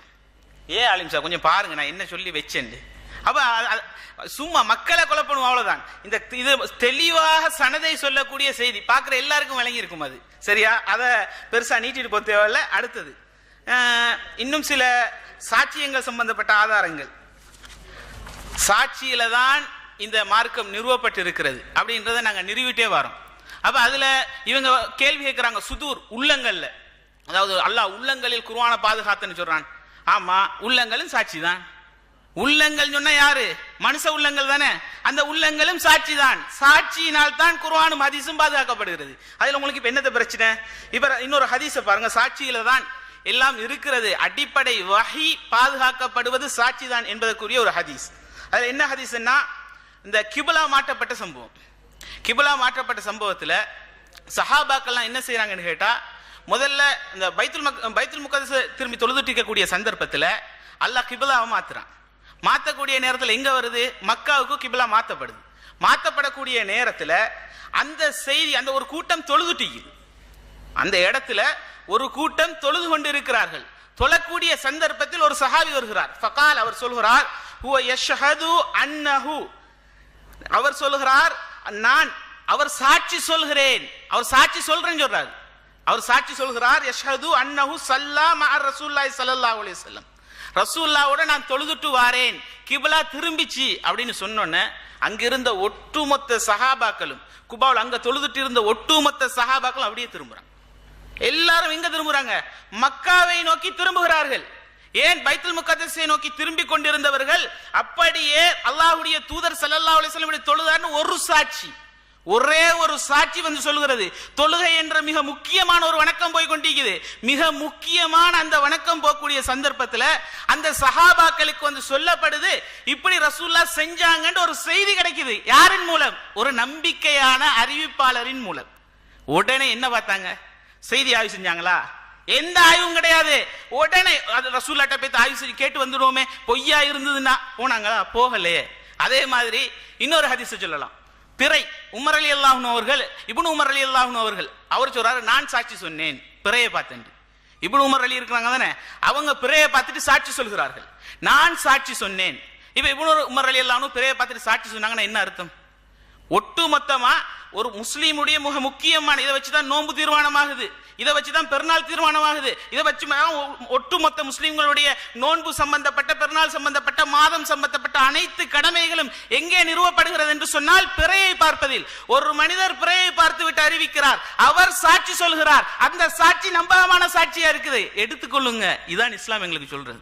அவர் பொய் சொன்னாரா, அவர் என்ன சொன்னாருன்னு சொல்லிட்டு, அவர் பொய் சொன்னான்னு சொல்லிட்டு நீங்க கற்பிச்சுட்டு வந்தீங்கன்னா, இதுல பொய் சொல்லக்கூடிய வாய்ப்பு இருக்கிறதுன்னு நீங்க அங்க போய் அணுகினீங்கன்னா அல்லாஹ்வோட சட்டத்துல குறை செய்றீங்க, அல்லாஹ் சொன்ன சட்டத்தை மீறிட்டு போறீங்க. அப்ப சாட்சியத்தை இங்க தெளிவா சொல்லுது. ஒரு மனிதர் சாட்சி சொன்னால் அந்த சாட்சியை எடுத்துக்குங்க அப்படின்றதுக்கு இவ்வளவு தெளிவான ஆதாரத்தை காட்டிக்கிறோம். குர்ஆன் அதைத்தான் நம்ம கேட்டுட்டு இருக்கிறோம். தெளிவா திரும்பவும் கேட்கிறோம். ரசூலுல்லாஹி ஜிப்ரீல்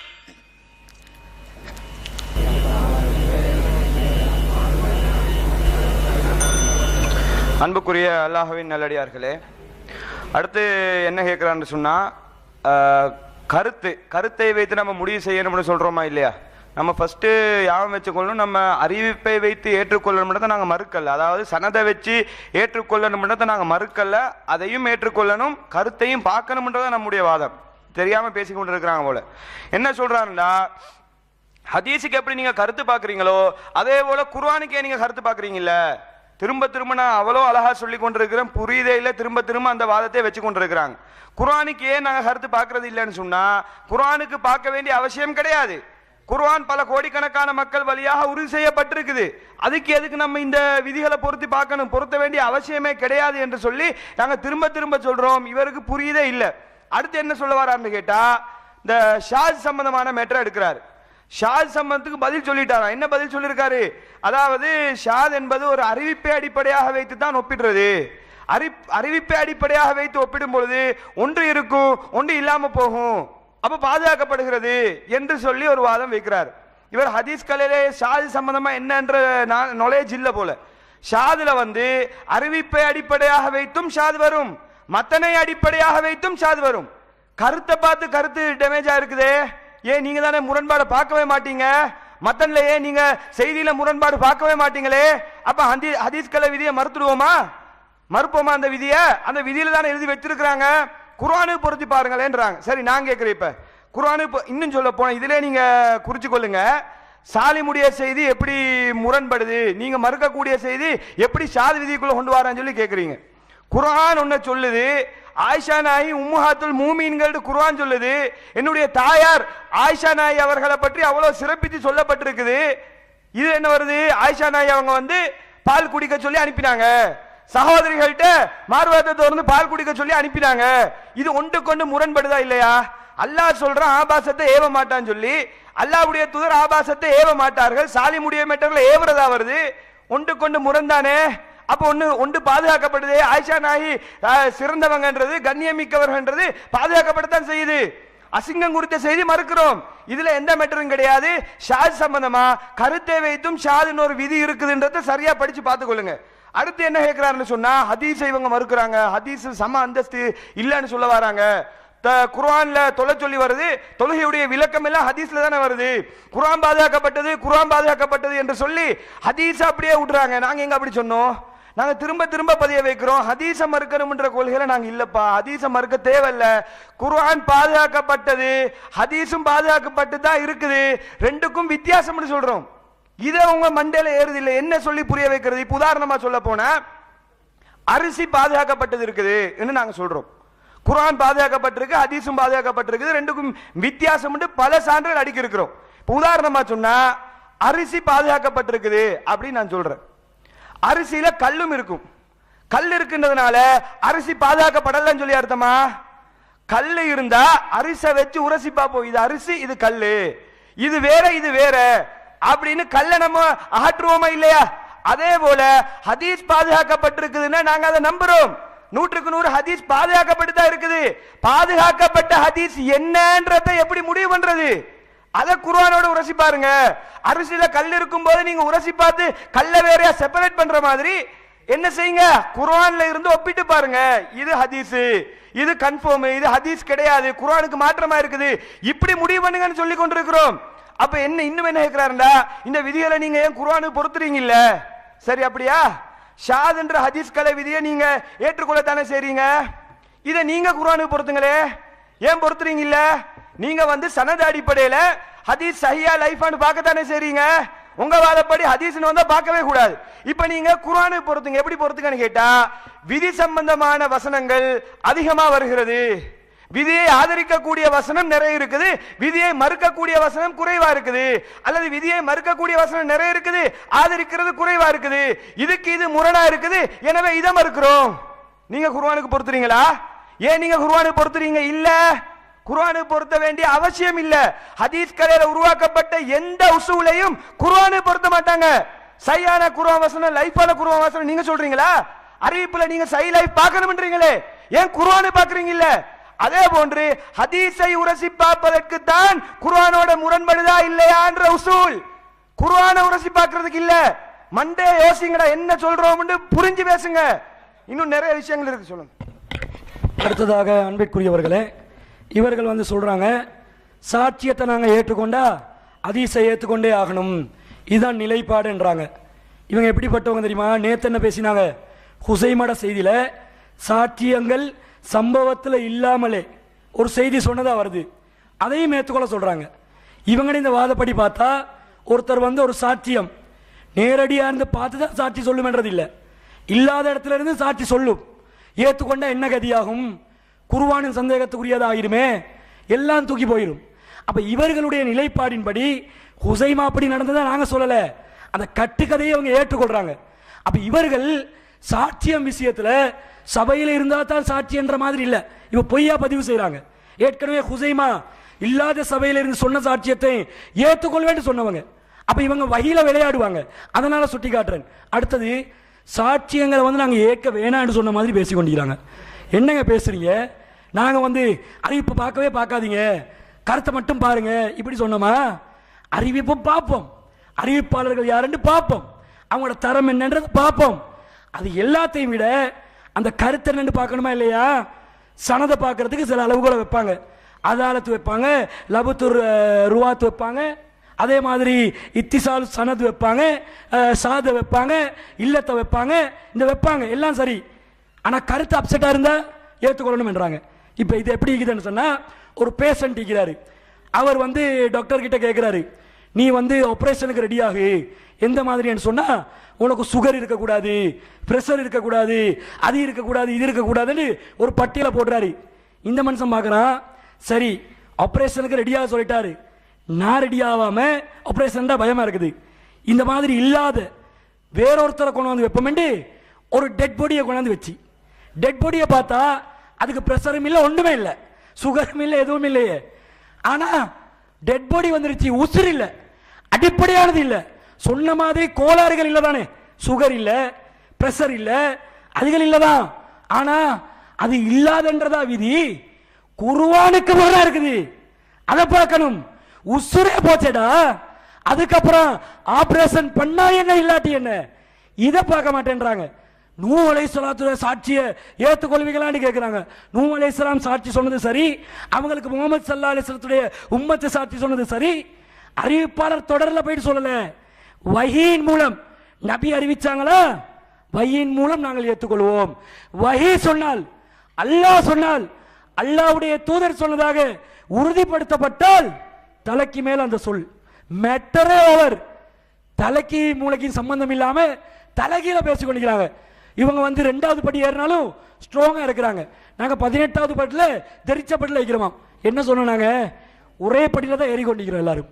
இவங்கட பார்வையில கான்கிரீட் என்ன செய்யும்? தெரிக்கும். இப்படிதான் என் நிலைமை. தெரிக்கிற கான்கிரீட் உள்ளவங்க இவங்க எல்லாம் இந்த மாதிரி ஒரு நிலைமையில பேசிக் கொண்டிருக்கிறாங்க. அடுத்தது சாட்சியத்துல ஒரு முரண்பாடு, மரண தண்டனைக்கு விபச்சாரம் செஞ்சா மரண தண்டனை கொடுக்கணும், 4 சாட்சியத்தை ஆதாரமாக வைத்து கொடுப்போம் அப்படின்னாங்க. பிறகு திரும்ப மற்றவர் பேசுறாரு, கிப்லா மாற்றத்தில் என்ன நடந்துச்சு, கிப்லா மாற்றத்தில் ஒருத்தர் வந்து அறிவிச்சாருண்டு இடையில வந்து நின்றுச்சு. மரண தண்டனை 4 சாட்சியும் கிப்லாட 1 சாட்சியும் எல்லாம் தொடர்ச்சியா முடிச்சு வாதத்தை வைங்க. வச்ச பிறகு பட்டே கலப்புவோம். அதுல என்ன சொல்ல வர்றீங்கன்னு சொல்லி, இது விஷயமா ஓத்தோட என்ன பேச வரக்கு தெரியும், எங்க மொக்க போடுவீங்க, உங்களோட ஹெட்மாஸ்டர் மார்கள் தான் நாங்க தெரியாத எங்களுக்கு.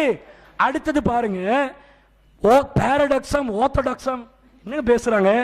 நேத்து வந்து குர்ஆன விளங்குறதுக்கு துணை சாதனமாக, துணை சான்றாக விஞ்ஞான விளக்கத்தை எடுத்து சொல்லும் போது பகுத்தறிவை பயன்படுத்தி விட்டார்கள். இப்ப இவங்க வஹீட முரண்பாடு, விதியில முரண்பாடாம், விதியிட முரண்பாடு எப்படி சரி காட்டினாங்க? பாரடாக்ஸ் என்ற ஒரு லாஜிக் தியரி இருக்குது. இப்ப நீங்க பகுத்தறிவு நினைக்கலையா? இப்ப நீங்க பகுத்தறிவாளர்களா? நீங்க இப்ப பூமாரம் 2வது பூமாரம் திரும்பிச்சு, ஏவுகன் 2வது திரும்பிச்சு, என்னங்க பேசுறீங்க? சாட்சிக்கு காட்டுறாங்க பாருங்க, சமமான அளவில் பாதுகாக்கப்படவில்லை, அந்தஸ்தில் 2க்கும் வித்தியாசம் இருக்குதுன்னு சொன்னா வஹீ என்று சொல்லிட்டோம். குர்ஆனும் அது போன்றதும் அருளப்பட்டிருக்குது. நாங்கள் இல்லைன்னமா, நாங்கள் குர்ஆன் வசனத்தை அடுக்கிறோமே, அல்லாஹ் வேதத்தையும் ஹிக்மத்தையும் அருளினால் தூதருக்கு விளக்கமா வந்து தானே சொல்லி கொண்டிருக்கிறோம். எவ்வளவு எங்க தரப்பா எக்ஸ்ட்ராவா பாயிண்ட்ஸ் டைம் எடுத்து பேசினா பேசுங்க, பிரச்சனை இல்லை, அது எங்களுக்கு தான் நல்லதா இருக்குது. இதை நாங்கள் இல்லைன்னமா, குர்ஆனும் ஹதீஸையும் அதை போன்றொன்றும் அருளப்பட்டுதான் இருக்குது. அந்த அதை போன்றொன்று இருக்குது, அது வேதத்துக்கு முரணா வரக்கூடாது. முரண் இல்லைன்றீங்களா? சாலிமுக்கு முரண் இல்லாம விளக்கம் சொல்லுங்க. உம்மு வராமுக்கு முரண் இல்லாம விளக்கம் சொல்லுங்க. ஹுசைமாட செய்திக்கு முரண் இல்லாம விளக்கம் சொல்லுங்க. அஜ்வாட செய்திக்கு முரண் இல்லாம விளக்கம் சொல்லுங்க. நீங்களா தடுமாறி கரிஞ்சீரகம் என்று வந்து இடையில நின்றீங்களே, அதுக்கு விளக்கம் சொல்லுங்க. முரண் இல்லாம சொல்லுங்க. சொல்லாமல் தடுமாறுவீங்கண்டா முரண் என்றது ஒப்புக்கொள்ளுங்க. இல்ல எங்களுக்கு இப்ப விளக்காது, பிற்காலத்தில் யாருக்காவது விளக்குமெண்டா இதுக்கு முன்னல் வாழ்ந்த எல்லாத்துக்குமே விளங்கில்ல. அதீசுடைய வழி எப்படி இருந்துக்கலாம் யாருக்கும் விளங்கலையா? அல்லாஹ் சொல்ற விளங்கக்கூடியதா வைக்கிறேன். நான் வந்து வழக்கது எஸ்ஸர்னல் குர்ஆன் திக்ரி பால்மி முத்தகிர் குர்ஆன வைய சிந்திக்கிறவங்க இல்லைன்னு எல்லாம் கேட்கிறார். இவங்க விளங்காத கூட்டம் என்றாங்க. 14 நூற்றாண்டு உள்ளவங்களுக்கு விளங்கல. புறவு யாராவது ஒருத்தர் வந்து 20வது நூற்றாண்டு 30வது நூற்றாண்டுல வந்து யாராவது விலக்கி போவாங்க என்ற மாதிரி சொல்ல வராங்களே, இது தவறு என்று நாங்கள் சொல்லிக் கொண்டிருக்கிறோம். அதே மாதிரி சாட்சிய சொன்ன வை அந்தஸ்தில் 2 சொன்னோன்னே அபூஷா என்ன செஞ்சிட்டாராம்? அபூஷா ரலியல்லாஹு அன்ஹு அவர்களுக்கு நபி ஸல்லல்லாஹு அலைஹி வஸல்லம் அவர்கள் எழுதுறதுக்கு அனுமதி கொடுத்தாங்க. எழுதுறதுக்கு அனுமதி கொடுத்தா நீங்க உங்களுடைய வாதத்தில் உண்மையாளர்களா இருந்தா, இவங்க பித்தலாட்டக்காரர்கள் என்பதற்கு இது முதன்மையான சான்று. ஏன் தெரியுமா? இவங்க என்ன சொல்ல வராங்க தெரியுமா? அபூஷா ரலியல்லாஹு அன்ஹு அவங்களுக்கு நபிகள் நாயகம் நுபுவத் ஆரம்பத்திலிருந்து எதெல்லாம் ஹதீஸா சொன்னாங்களோ எல்லாத்தையும் எழுத கொடுத்த மாதிரி பேசுறாங்க. எல்லாத்தையும் எழுத கொடுத்தாங்களா? எழுத சாத்தியமிக்குதா? அது என்ன நடக்குது? அவர் வந்து தன்னுடைய குலத்தில் நடந்த ஒரு பிரச்சனையை பத்தி தீர்ப்பு கேட்கிறாரு. நபிகள் நாயகம் ஸல்லல்லாஹு அலைஹி வஸல்லம் அதுக்கு விளக்கம் சொல்றாங்க. மக்கா வெற்றியின் போது ஹஜ்ஜின் போது விளக்கம் சொல்றாங்க. விளக்கம் சொல்லிட்டு அப்ப அவர் கேட்கிறாரு, அல்லாஹ்வின் தூதரே என்னுடைய குலத்துக்கு நான் இதை போயிட்டு சொல்றதுக்கு எழுதி தரத்துக்கு அனுமதி தாங்களே. அந்த ஒரு செய்திக்கும் அனுமதி கேட்டு எழுதினாங்க. அதோட கதை முடிஞ்சுன்னு அர்த்தம். மற்ற செய்திகள் எல்லாம் எழுதப்பட்டுச்சா? நபிகள் நாயகம் ஸல்லல்லாஹு அலைஹி வஸல்லம் காலத்துல அந்த மக்கா வெற்றிக்கு பிறகு ஹஜ்ஜத்துல் விதாக்கு பிறகு ஒரு வருட காலம் வாழ்ந்தாங்களே, அந்த ஒரு வருஷ காலம் குத்தாபுல் வஹி எழுதுற மாதிரி குத்தாபுல் ஹதீஸ் எழுதுறதுக்கு நபிகள் நாயகம் நியமித்தார்களா?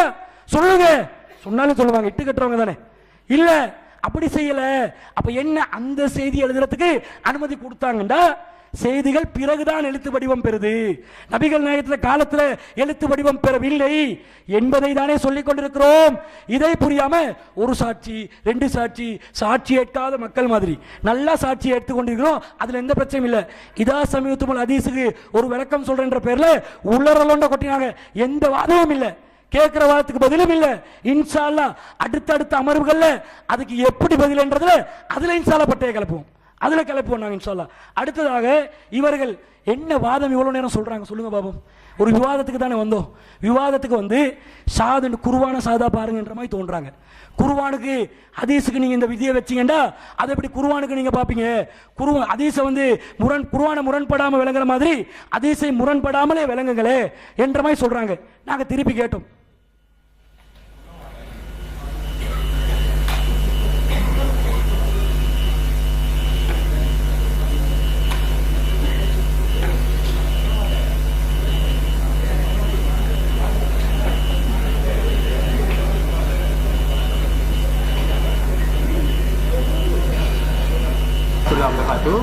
முதல் விஷயம் வந்து ஷாதுல இவங்க கொஞ்சம் குழம்பி இருக்கிறாங்கன்ற மட்டும் விளங்குது. அதனால நீங்க முதல்ல ஷாதுக்கு உங்களோட வரைவிலக்கண நேரத்தை எங்களுக்கு சொல்லணும். அதுக்கு போறதான் ஷாதுல நீங்க பண்ற பித்தலாட்டம் என்னன்றது எங்களுக்கு அழகா காட்டலாம். அப்ப அதுக்கான பதில் தான் உங்களோட வரைவிலக்கணத்தை சொல்லுங்க. ஷாதுண்டா என்ன அட வரைவிலக்கணத்தை நீங்க தரணும் இப்ப. சரியா? அதுக்கான பதில் அது. அடுத்தது அந்த ஷாதை ஒப்பிட்டு இந்த ஆதாரம் இது காட்டிட்டு உதாரணம் காட்டுறதுக்கு நாங்க இதே மாதிரி ஒப்பிடுறோம்னு நீங்க இதிலே ஒப்பிடுங்களேன்னு சொல்லிட்டு ஆயிஷா ரலியல்லாஹு அன்ஹா வந்து பால் கொடுத்த சம்பவத்தை ஒப்பிடட்டாம். இதோட அல்லாஹ் ஆபாசத்தை ஏவ மாட்டான் குர்ஆன் வசனத்தோட ரெண்டும் ஒரு செய்தியா? சரி, இதை புரியறதுக்கு நான் சின்ன ஒரு உதாரணம் சொல்றேன். ஒரு செய்தி என்றா என்ன, வெவ்வேறு செய்தி என்றா என்ன, இது புரியுது. போதும், இந்த உதாரணம் போதும். ஒரு ஊர்ல 2 நியூஸ் பேப்பர் இருக்குது. இந்த 2 நியூஸ் பேப்பர்லையும் ஒரு செய்தி வருது. இன்று காலை கொழும்பு ரயில்வே நிலையத்தில் குண்டு வெடிப்பு, 10 பேர் மரணம், 20 பேர் ஆஸ்பத்திரியில அனுமதிக்கப்பட்டது. காலை 9 மணிக்கு ஒரு நியூஸ் பேப்பர் போடுறான். அதே சம்பவத்தை இன்னொரு நியூஸ் பேப்பர்ல போடுறான். இன்று காலை 11 மணிக்கு குண்டு வெடிப்பு, 20 பேர் மரணம், 5 பேர் வைத்தியசாலையில். இப்ப சம்பவம் ஒண்ணு. எது? ரயில்வே குண்டு வெடிப்பு சம்பவம் இருக்குது. ரயில்வே ஸ்டேஷன்ன்றது ஒண்ணு, சம்பவம் ஒன்று. இந்த சம்பவத்தை 2 பேர் 2 மாதிரி அறிவிக்கிறாங்க. இப்ப இதுல 2ல ஒன்னு அறிவிப்பு நம்பகமான நம்பகம் இல்ல. எதாண்டு பார்த்துட்டு நம்பகத்தன்மை கூடினது. எந்த நியூஸ் பேப்பர் வந்து உண்மை சொல்லக்கூடிய, எந்த நியூஸ் பேப்பர் வந்து பொய்யாக போடக்கூடிய பார்த்து இதுல எது சரியானதை வந்து மக்கள் தீர்மானிச்சு கொள்வாங்க அவரோட தரத்தை பொறுத்து. இப்ப இது என்ன? ஒரு செய்தி. இப்ப இன்னொரு சந்தர்ப்பத்தை பார்ப்போம். இப்ப இன்னைக்கு வந்து இன்று காலை 9 மணிக்கு கொழும்பு ரயில்வே ஸ்டேஷன்ல குண்டு வெடிப்பு, 10 பேர் மரணம், 100 பேர் காயம். இன்னொரு நியூஸ் பேப்பர்ல இன்னொரு நியூஸ் வருது, இன்று மாலை 20 பேர் வந்து எங்க இந்தியாவில் ரயில்வே ஸ்டேஷன்ல குண்டு வெடிப்பு, 20 பேர் மரணம், 40 பேர் ஹாஸ்பிட்டல் அனுமதிப்பட்டாங்க மாலை.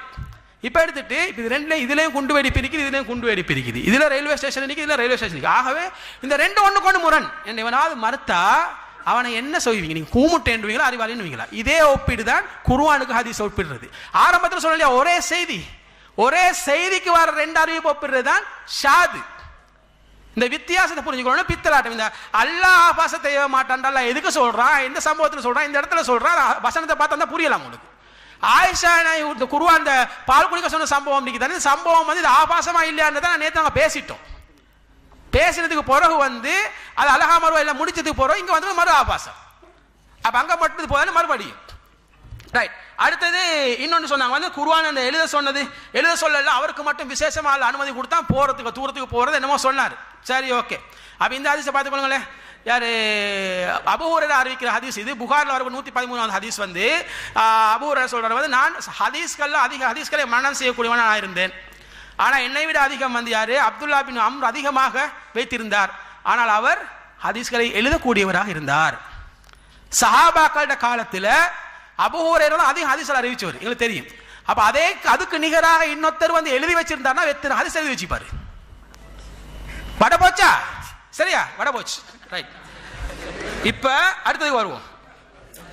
அடுத்த ஹுசைமா சாட்சி கொண்டு வந்து இதே மாதிரி தான் பாருங்க. பொய் சாட்சி, காணாததை கண்டது சொன்னது வந்து அப்ப இதே நீங்க ஏற்றுக்கொள்ளணுமே அப்படியா அந்த நூஹ் நபியோட சாட்சி சம்பந்தம் கோர்த்தாங்க. அதே கேஸ் தானே இதுலயும் வருது. நூஹ் நபியோட தான் நாங்க பார்க்கல, நாங்க பார்க்காம சாட்சி சொல்றோம் நூஹ் நபிக்கான மறுமையில. எதை வச்சு? முஹம்மது ஸல்லல்லாஹு அலைஹி வஸல்லம் சொல்ற நபி பொய் சொல்ல மாட்டார், அவர் இந்த சொல்ற சம்பவம் உண்மை, அல்லாஹ் சொன்னதாக சொன்னாரே நூஹ் நபி சம்பவம் எத்தி வைத்ததாக என்கிட்ட சொல்லியிருக்கிறாரே அது உண்மைன்னு நம்பி நாங்க சாட்சி சொல்றோம் பார்க்காம. அதே மாதிரி அதே ஹுசைமா அங்க என்ன செய்யறாரு? அதே முஹம்மது ஸல்லல்லாஹு அலைஹி வஸல்லம் அவர்கள் இவர் நபி இவர் பொய் சொல்ல மாட்டார் நம்பிக்கையில சொன்ன சாட்சி. அது 2 பேரும் காணாம சொன்ன சாட்சி தான். மைண்டுக்கு எடுத்துக்கொள்ளுங்க. சரியா? அப்ப ஒன்னோட போட்டு குழப்பி அடிக்க வேணாம். அது முடிச்சு. அடுத்தது இப்ப நாங்க வந்து வர்றோம் கோடி கணக்குக்கு வரோம். இப்பதான் கோடி எல்லாம் கேடி ஆகும் இன்ஷா அல்லாஹ். ஓகே. முதலாவது விஷயம் அடிக்கடி சொல்றான் குர்ஆன் கோடிக்கணக்கான உள்ளங்களை பாதுகாக்கப்பட்டது, கோடிக்கணக்கான உள்ளங்களை பாதுகாக்கப்பட்டது. ஹதீஸ் வந்து அப்படி எல்லாம் ஒண்ணும் இல்ல, சும்மா நத்திங், என்ன 5-10 அப்படித்தான் காட்டுறாங்க. இந்த பிம்பத்தை ஏன் உருவாக்குறாங்கன்னு நல்லா விளங்கிக் கொள்ளுங்க. குர்ஆனையும் ஹதீஸையும் அல்லாஹ் தஆலா சம அளவுல பாதுகாத்த விதம் டிஃபரெண்ட் ஆனதுக்கு சம அளவு சம அளவுல பாதுகாத்தான், சம அந்தஸ்துல பார்த்தான் அல்லாஹ். ஆனால் என்ன பத்தி இவங்களுக்கு தெரியுமே இதை மறுக்கணும், ஹதீஸை மறுக்கணும் தானே. ஹதீஸை மறுக்கணும்னு சொன்னால் இப்ப ஏதாவது ஒன்னோட ஒப்பிட்டு தான் மறுக்கணும். எனக்கு இது பிடிக்கல மறுப்பேன்னு சொன்னா மக்கள் வந்து ஏற்றுக்கொள்ள மாட்டாங்க. அப்ப அதனால ஹதீஸை விட ஏதாவது ஒன்றுக்கு அதுக்கு மரியாதையை கூட்டி மக்கள் இருக்கக்கூடிய வந்து மக்கள்கிட்ட வந்து அனைவராலும் ஏற்றுக்கொள்ளப்படக்கூடிய இன்னொன்றுக்கு தான் இதை முரணா காட்டணும். முரணா காட்டணும்னு சொன்னா இருக்கிறது குர்ஆன் தான். இப்ப இதுக்கு ஒப்பிடணும். இப்ப ஏற்கனவே குர்ஆனும் ஹதீஸும் சில சம அளவில் பாதுகாக்கப்பட்டது என்றுதான் யதார்த்தம். இந்த யதார்த்தத்தை பொய்ப்பிக்கணும். என்ன செய்யணும்? ஹதீஸ் நம்பகத்தன்மையை தரம் தாழ்த்தணும். ஆனா இருக்கிற நம்பகத்தன்மையை தரம் தாழ்த்த இயலாதானே. லாஜிக்கல் ஒரு வேலை செய்யலாம், ஒரு தந்திரம் செய்யலாம். இந்த குச்சி இந்த இது இருக்குதானே, இது சிறுசா பெருசா, இதை விட சின்ன பக்கத்துல வச்சா இது பெருசு, இதை விட பெருசு பக்கத்துல வச்சா இது சிறுசு. இது ஒரு லாஜிக் விளையாட்டு. இந்த சித்து விளையாட்டு தான் பண்றாங்க. நல்லா விளையாட கொள்ளுங்க.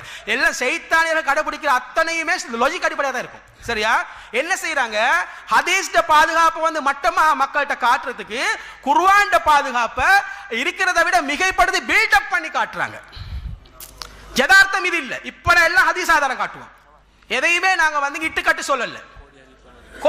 கோடி கணக்கான வச்சு இப்ப சொன்னார் தானே, கோடியா வந்து இப்ப இது பண்ணது சொல்லி இப்ப நான் கேட்கிற சவால், கோடி எல்லாம் எங்களுக்கு வானப்பா, ரசூலோட காட்ட கோடி எல்லாம் வானம் விடுங்க, பல லட்சமும் வானம், 1 லட்சமும் வானம், 10,000 வானம், ஒரு 1000 சஹாபி காட்டுங்க ரசூலுல்லாஹ் காலத்துல ரசூலுல்லாஹ் அப்ரூவலோட முழு குர்ஆனையும் மனனம் செஞ்ச அல்லது முழு குர்ஆனையும் பதிவு செஞ்சு வச்ச ஹாஃபில்கள் குர்ராக்கள் 1000 பேரை லிஸ்ட காட்டுங்க.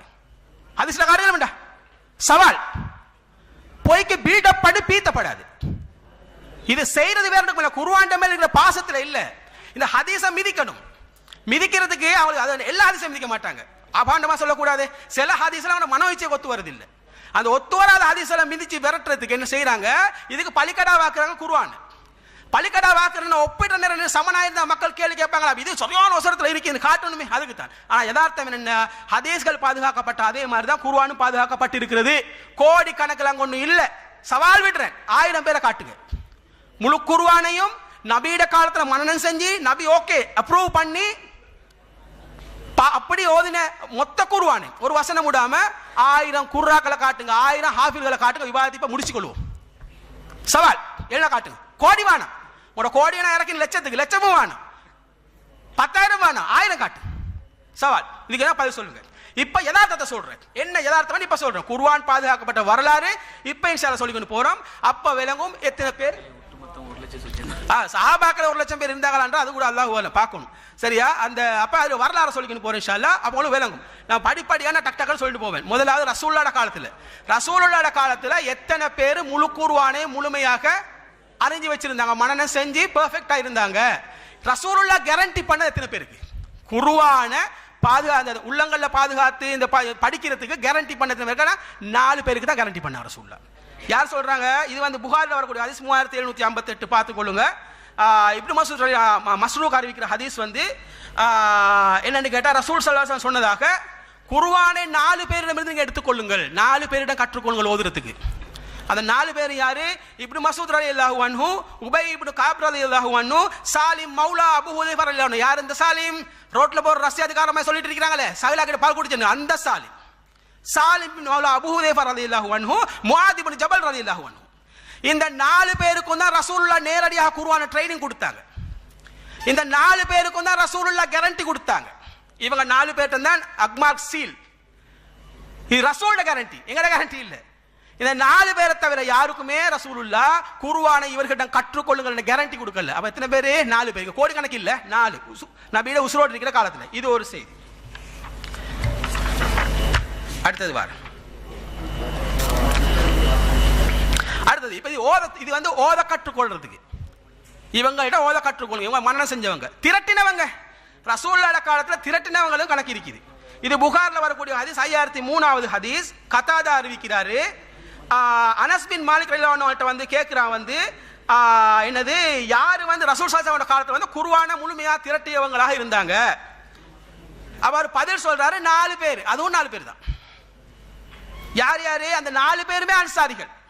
உபை இப்னு கஅப் அதுல தெரிந்த குர்ஆலையும் அவர் இருந்திருக்கிறாரு, திரட்டினதுல இருந்திருக்கிறார். உபை இப்னு கஅப் ரலியல்லாஹு அன்ஹு, முஆத் பின் ஜபல் ரலியல்லாஹு அன்ஹு, ஸைத் பின் தாபித் ரலியல்லாஹு அன்ஹு, அபூ ஸைத் ரலியல்லாஹு அன்ஹு. இந்த 4 பேர் தான் ரசூலுல்லாஹ் காலத்துல முழு குர்ஆனையும் ஒன்று திரட்டியதுக்காக ஹதீஸ்கள் ஆதாரங்கள பதிவாகி இருக்கிறது. இவங்க சொல்றமே கோடி கணக்கு இல்ல, 5-10 தான் ஹதீஸ். நீங்க சொன்னீங்களே 5-10 விட குறவீங்க உங்க வாதப்படி. 4 பேர் மொத்தம் மனனம் செஞ்சு ரசூலுல்லாஹ் கேரண்டி பண்ணது இவங்கள்ட்ட தான் நீங்க படிச்சுக்கொள்ளுங்க குர்ஆனை. மத்தாக்களுக்கு கேரண்டி இல்ல, படிச்சுக்கொள்ளலாம். அது எல்லாமே வேற ஹாஃபில்கள் இருந்தாங்க, பிரபலமான சஹாபாக்கள் ஒரு சில பேர் இருந்தாங்க. அதுக்கு 4 பேர் மட்டும் தான் ஹாஃபில்னு சொல்லல. ரசூலுல்லாஹ் கேரண்டி பண்ண 4 பேர் தான். அப்ப கேரண்டி பண்ண 4 பேர், இங்க திரட்டினது 4 பேர். இது ரசூலுல்லாஹ் காலத்துல. அடுத்தது வாரம் குர்ஆன் அருளப்பட்டிருந்த விதங்கள் இதையும் சொல்லிடணுமே. இப்ப இன்னைக்கு நாங்க கையில வச்சிருக்கிறோமே குர்ஆன், இந்த குர்ஆன் இன்னைக்கு அலிஃப் லாம் மீம் லா சூரத்து ஃபாத்திஹால ஆரம்பிச்சு நாஸ்ல முடியுது. இந்த குர்ஆன் இதே வடிவத்துல ரசூலுல்லாஹ் காலத்துல இருந்தான்னு கேட்டா இல்ல, வித்தியாசம் இருக்குது. இதுக்கு ஹதீஸ் இருக்குது. ஒன்னு புகார்ல வரக்கூடிய 4991 ஹதீஸ் என்ன சொல்றேன்னு கேட்டால், ஜிப்ரீல் அலைஹிஸ்ஸலாம் வந்து ஆரம்பத்துல ஒரு மொழி நடையில தான் ஒரு ஸ்டைல்ல தான் குர்ஆனை கற்றுக் கொடுத்தார்கள், ஓத கற்றுக் கொடுத்தார்கள் நபிக்கு. அப்ப நபி என்ன சொன்னாங்கன்னு கேட்டால் இது கஷ்டம். அவரோட உம்மத்த காரணம் காட்டுறாங்க, கஷ்டம்னு சொல்லி கஷ்டம்னு சொல்ல. அதுக்கு பிறகு இப்ப என்ன செஞ்சாங்க ஜிப்ரீல் அலைஹிஸ்ஸலாம் 7 வடிவங்கள்ல குர்ஆனை ஓதுறதுக்கு கற்றுக் கொடுத்தாங்க. 7 மொழி வடிவங்கள்ல 7 டயலெக்ட்ஸ் கற்றுக் கொடுத்தாங்க. அப்ப 7 ஆச்சா? இப்ப இவங்களோட வாதப்படி கேட்கிறேன், மிச்ச 6 இப்ப எங்க? ஒண்ணுதான் இது. மிச்ச 6 வடிவம் எங்க? முழு குர்ஆனும் அசையாம பாதுகாக்கப்பட்டது சொன்னா நாங்க சொல்ல குர்ஆன் பாதுகாக்கப்பட்டதா இருக்கு, அதை நாங்க நிறுவோம். அதுல எந்த மாற்று கருத்தும் இல்ல. மறுபடியும் இவர்கள் காபீர் ஆகிவிட்டான்னு போய் சொல்லப்படாது. உங்களோட வாதப்படி கேட்கிறது, உங்கள் வாதப்படி அசையாம கோடி கணக்கில் அப்படியே சொல்றீங்க இல்லையா? இப்ப நீங்க சொல்லணும் மிச்ச 6 எங்க போச்சு? ஒண்ணுதான் இருக்குது. அடுத்தது